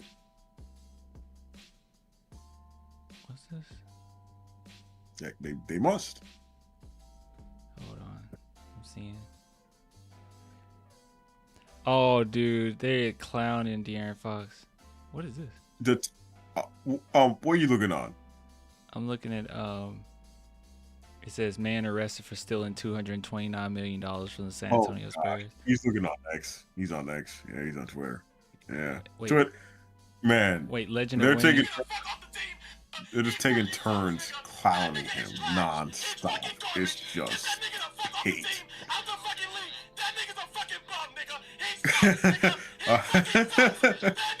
All right, I'm gonna send you this one. I know. I don't see, man. I don't.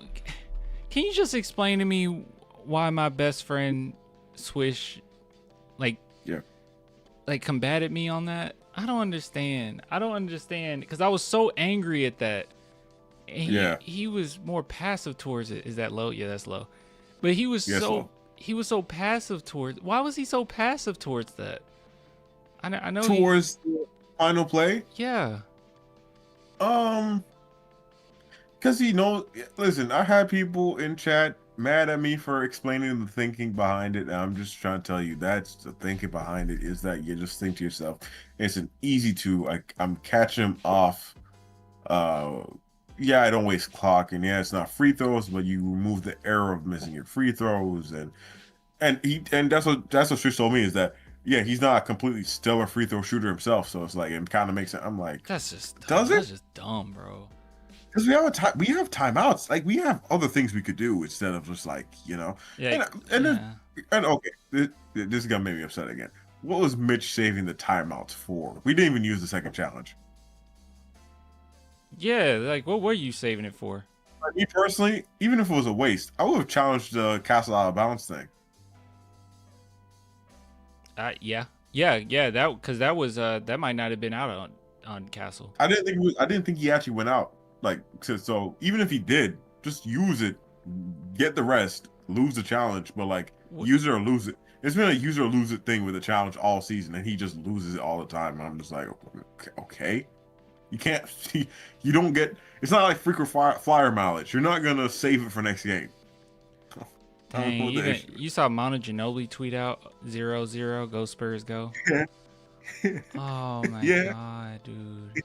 Look what the performance they gave our goats, man.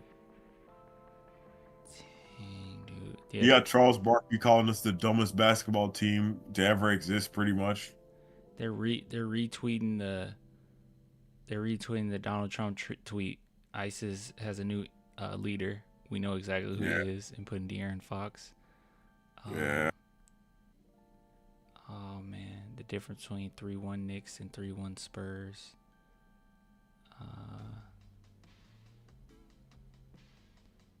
Spurs the better team, but boy, being young and dumb has kicked them. And no, I don't think it's just that. Why do our coach have to be young and dumb? That's a good question. Oh my God, Spike Lee on Wemby. He's gonna get rings, but you gotta go through the trials and tribulations. Didn't look like he was about to go through trials and tribulations from your facial expression throughout this game. Why do you have to go through that?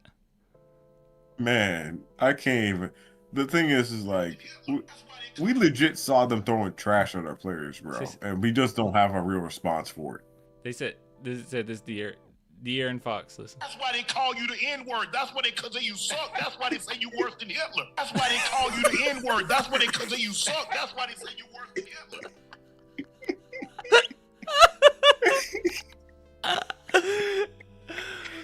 Oh my God. Oh man.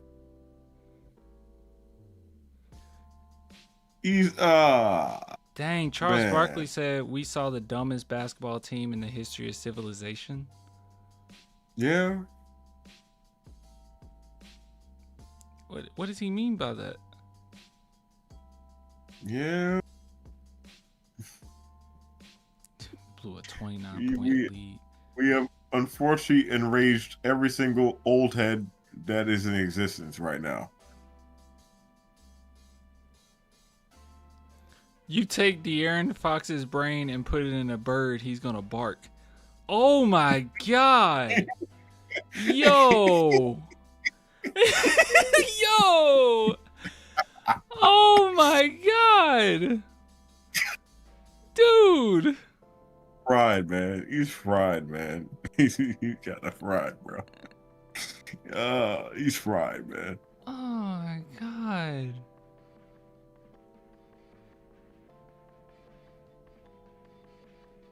I'm sorry, bro. I just don't think that there's any like excuse that you can give him. That's why I was getting so frustrated talking to Swish too.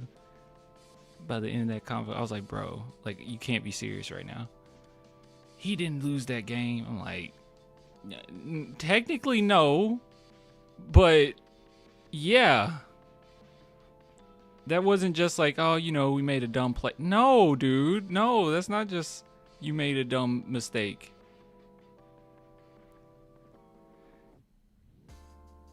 Oh, dang. Charlie said that was a dumb play.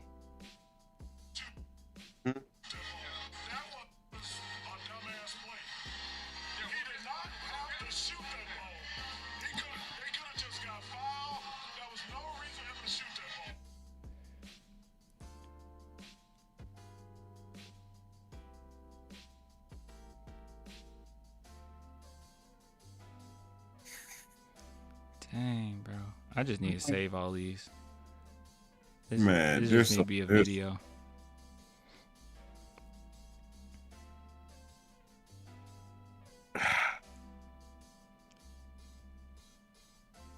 They are just. I mean, this is an all-time blitz, man. This is an all-time blitz. Fox, I just don't know if his reputation is good. Like, I think the Spurs will recover from this. I don't know if Fox's reputation is, though. To be honest with you. No, it won't, bro. I don't think he's gonna. I don't think no matter where he goes or what's next for him, whether it's with us or whoever, I don't know if his reputation is ever gonna recover. Somebody said not even watching Game 5. It's over with. No, I'm definitely watching Game 5. I haven't. We'll be fine.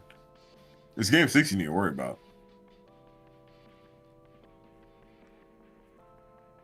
Dang, there's so many De'Aaron Fox. Dude, this is crazy. Yeah, I got to do like a whole segment on how everyone's clowning them. I'm saving all this. Mitch Johnson's the worst coach of all time. We don't deserve the title. It just ain't the Spurs time yet, man, and that's fine. Are we joking, bro?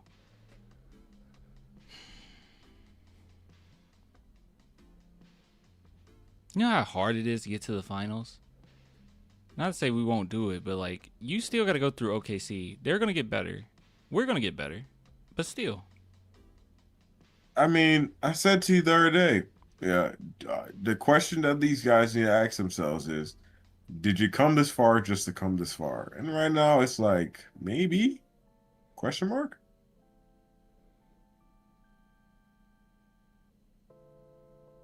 Maybe? Yeah. Let's see if we got any more. Fox. Fox is throwing the game and smiling. Oh, yeah. That turnover off his foot. Yeah. But he always smiles. Oh, that was bad. No, dude. I love Swish. No, that was bad. That third quarter turnover. I'm looking at it again. Come on, man. It was bad. He always smiles. He always smiles after a mistake, man. It's all right. I ain't even talking about that. I was just talking about the turnover. Oh. Somebody says effing over. I told you Fox is a moron and is not needed. Seriously, De'Aaron Fox needs to be investigated. There's no way a man that's been in the league for almost a decade does that. Disgusting, sickening.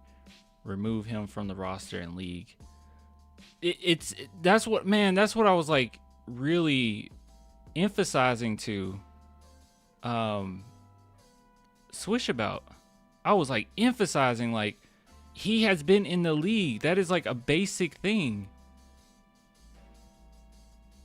Like, that wasn't like some just a dumb play or you needed a shot there and you just didn't get it. No, that was just dumb. He's too lazy with the ball. I don't think that he is the I mean, obviously he's better than Chris Paul, but Chris Paul wouldn't have made that mistake.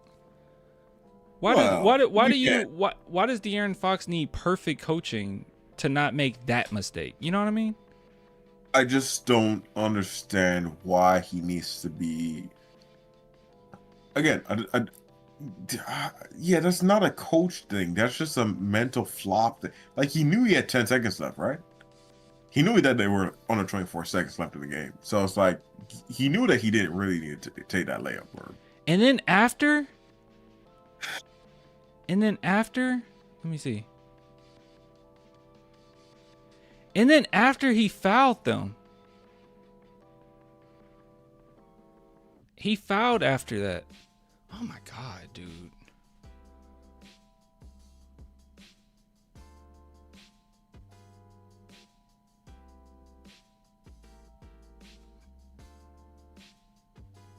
Oh man, I feel sick. I invest so much into this team. I can't. I gotta put it down. Yeah, listen, I already had this talk with myself. Listen, we somehow didn't win that game off of, we didn't even mention this either, the Hart missed dunk. Mm-hmm. That should have been, once I saw that, I was like, okay, yeah, we messed up royally, and people are gonna roast us for even laying them back into this position, but like, we're gonna win this game. Just to go out on a OG tip in with like 1 second, I just don't know. I don't know how to even. I just don't know how to take that. I'll be honest with you. It's so stupid, bro. It's rough, man. It's rough.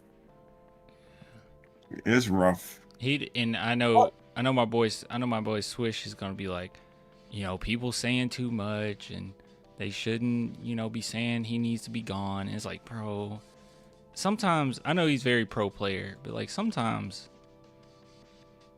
people are like justified in that. Yeah, I think that he's done enough for you to be justified.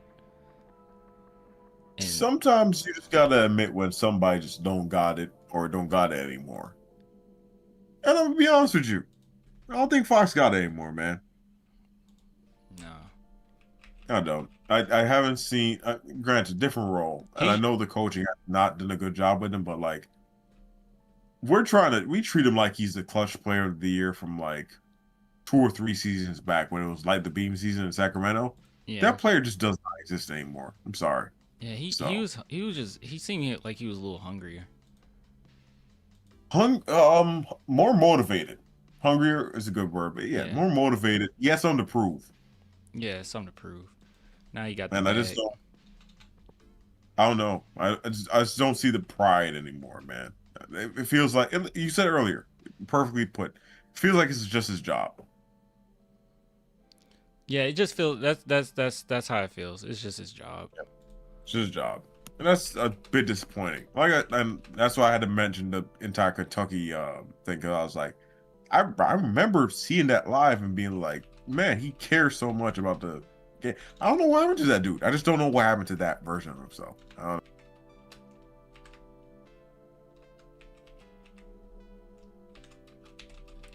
You say something? Hmm? Oh, I thought you were finishing. No.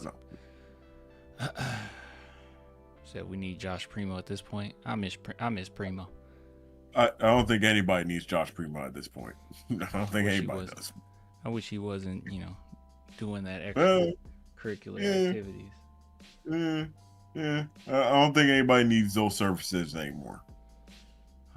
We need to bench Fox and start Harper, or you just give Harper. Unfortunately, we have a slight issue. Harper and Castle are not that great together either. So, they will be at some point, I assume, but for right now, Fox needs to be on the floor with one of them. Oh, they threw an egg at Wemby. Yeah. But man, we giving this trash. We gonna give them. I mean, I'm pissed off about it too, but we let them do this. We're giving them the ground to stand on. I don't know what to say. Yeah.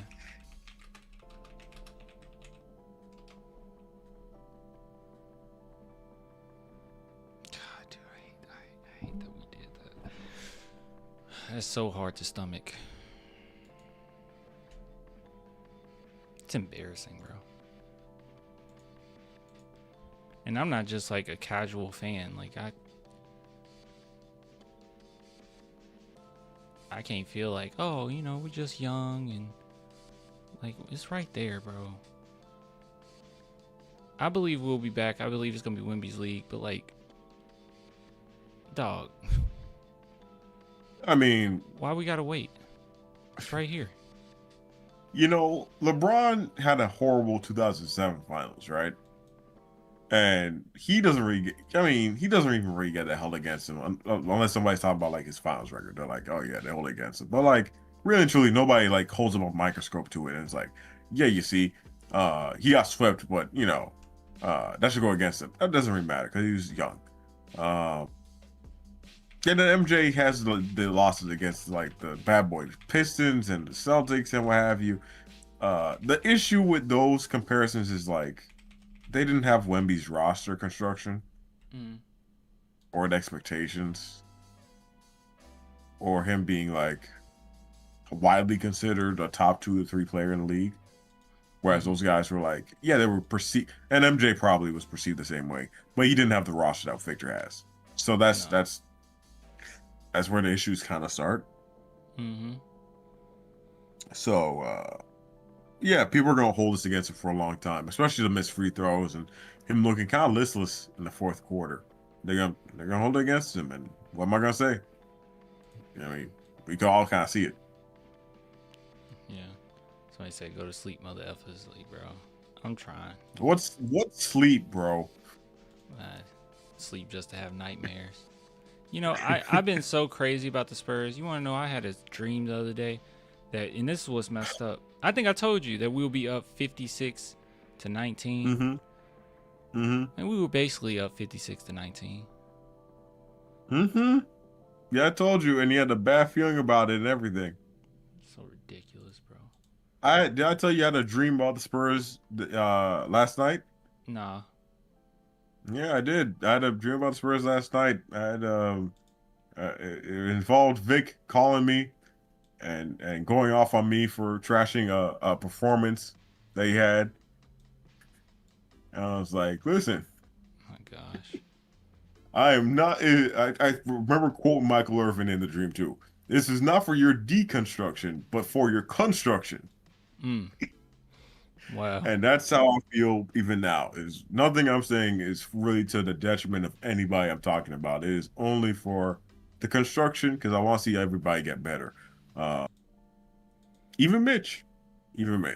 I'm well, you know, I'm kind of. I want to see him get better, regardless of what that is. Yeah, you can get better with I don't know, the Pelicans or something. The Pels? Yeah, I mean, there's lots of teams you can get better with. I hope you get better with anybody. Like, I wish the best for him. Yeah, I'm trying not to be reactionary. Maybe I'll feel different in a couple days, and I'll feel more positive. I'm just so angry. Series. You gotta win it. You would have to win to have that become a footnote, or like a real footnote in his career. You would have to go out there and legit will this team to winning the series, which, you know, it's possible. We can do it. It's 3 games. It's 3 games. You're up really, by 30. Should have been 2 games, man. Should have been 2 games. Should have been 2. At least a couple of these. At least one game. At least a couple of these are going to be close. Yeah. So yeah, you got, man. I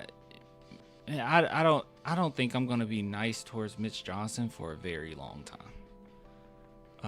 Or charitable. I'm not going to be charitable. I can't be charitable towards him, and I can't be charitable towards Fox anymore. I don't care anymore. Like the same amount of criticism I was throwing at Keldon, it's all on Fox. I do not care anymore. Like I can't sit here and in good conscience forgive what I just saw, because at the very least, all right, you let them come all the way back. At the very least, just finish the game. You did the play, and I felt like that's where we lost. When he attempted that shot, I screamed out, "What are you doing?" Like, I was like, okay, we got it. We won. I couldn't believe he took that shot. Bro, I had people texting me that don't even watch sports, or don't even watch sports like that, don't even watch basketball like that, and they were like, what was Fox doing? Couldn't he just ran the clock up? Yes, he could have just ran the clock. What an idiot. Yeah. He deserves all the hate. I don't care. Get him off my team. I'm one of those toxic fans now. I'm cool with Fox being off my team. We just being honest now, huh? I'm being honest, bro. He can get off my team. He can get off my team. Mitch, I kind of want him off my team too. But he can definitely get off my team. Fox can definitely get off my team. My thing is always like, you don't care. Listen, you don't care. You ain't got the same. You ain't got the same heart as the other ones. Yeah, that's my point. It's like losses are gonna happen, shortcomings happen. I'm not saying that it's gonna ever be easy to get over, but the thing I always appreciate is I want to see some fire and desire. You know, I appreciate that because it lets me know as a fan that my guys care as much as I do. Yeah. I don't want you to look like, it's okay. Yeah, you know, you win, you lose. Whatever. You get to go back to your mansion at the end of the day. Well, we don't get to go back to our mansion, De'Aaron Fox. We do not mansion. Hey, that's life. You win, you lose, you go back to your mansion. No, we don't get to go to our mansion, Fox. No. You know, you win, you lose, you get on your yacht, you have a martini. No, we don't get on our yachts and have a martini. Yeah. We go live on YouTube and talk about it for 5 hours. And have an entire segue dedicated to being cinephiles. Yeah, and stay broke. And we still broke. Yeah. We still broke. I got a couple super chats, but that's all I got out of it. Thank you so much, Fox. I'm a hop off, but I think I'll do I have to. I'll do a few videos, I guess, on Friday. Wait, tomorrow's Thursday.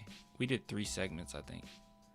So Friday I need to do 2, and then I'll go live when we play Game 6 or Game 5.